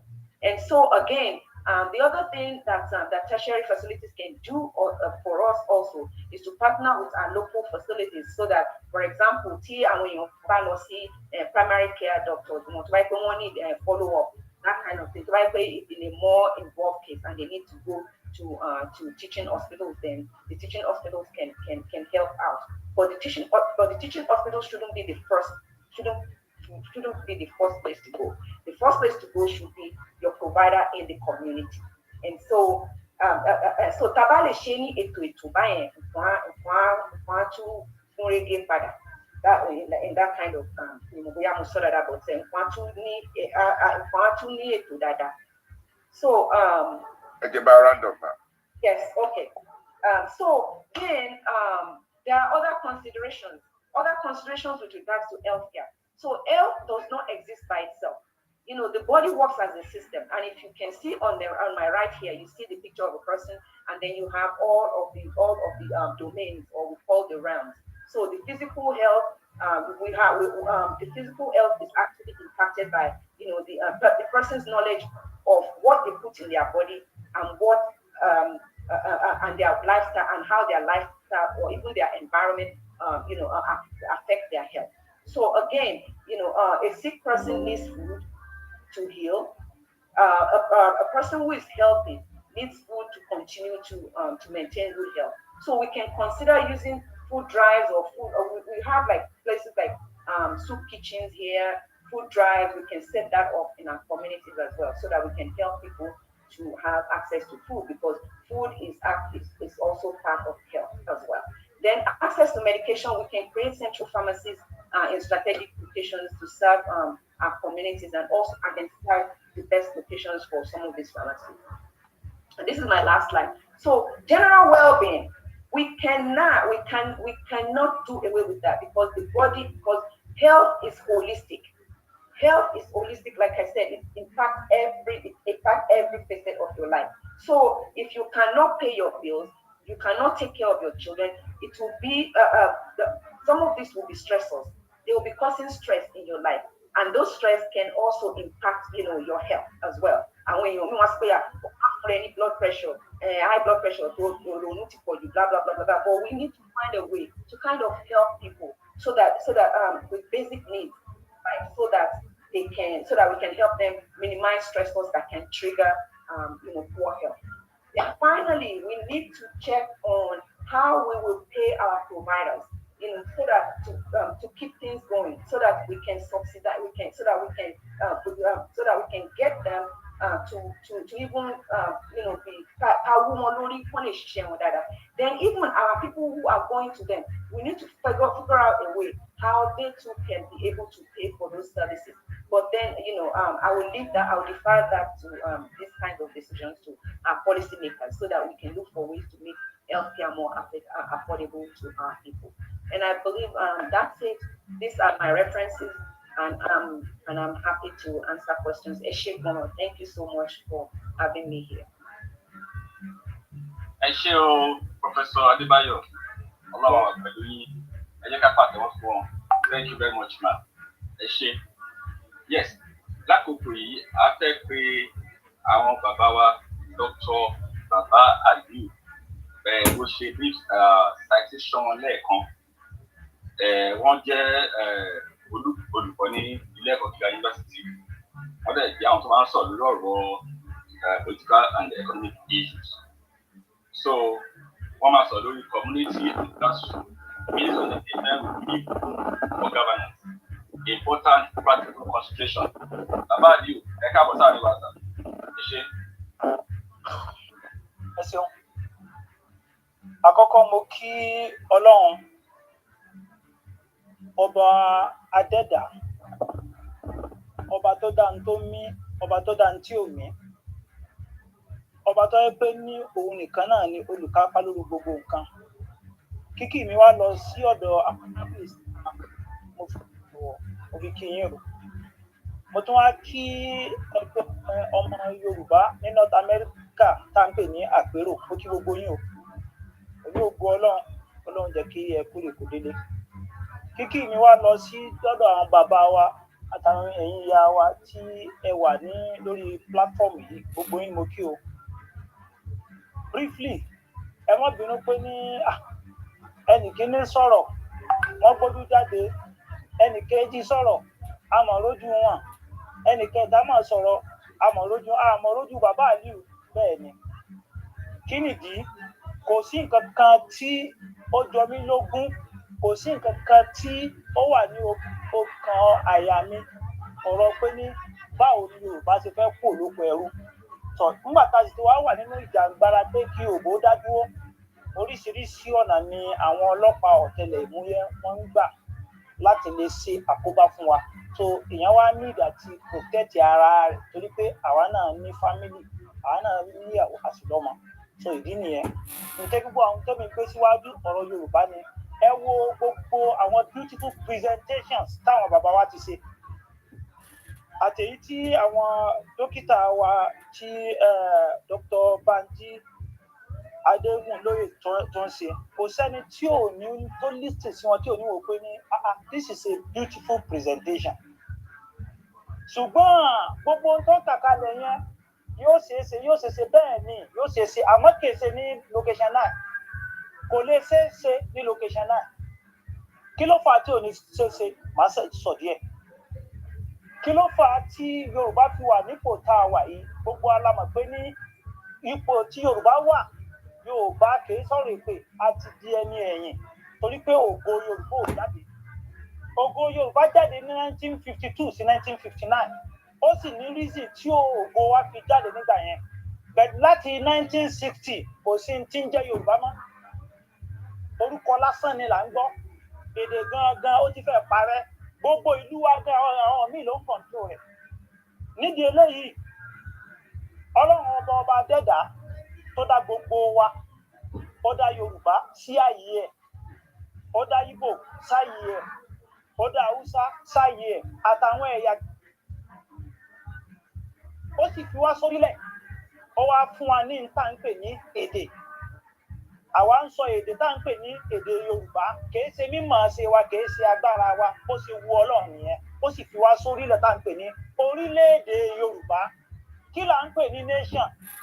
N tá ń pè ní orílẹ̀-èdè, òun náà ni àwọn tó ń sọ èdè kan náà, àṣà kan náà, culture wa bákan náà ni, tradition wa bákan náà ni, norms and values gbogbo everything wa nǹkan kan náà ni wa.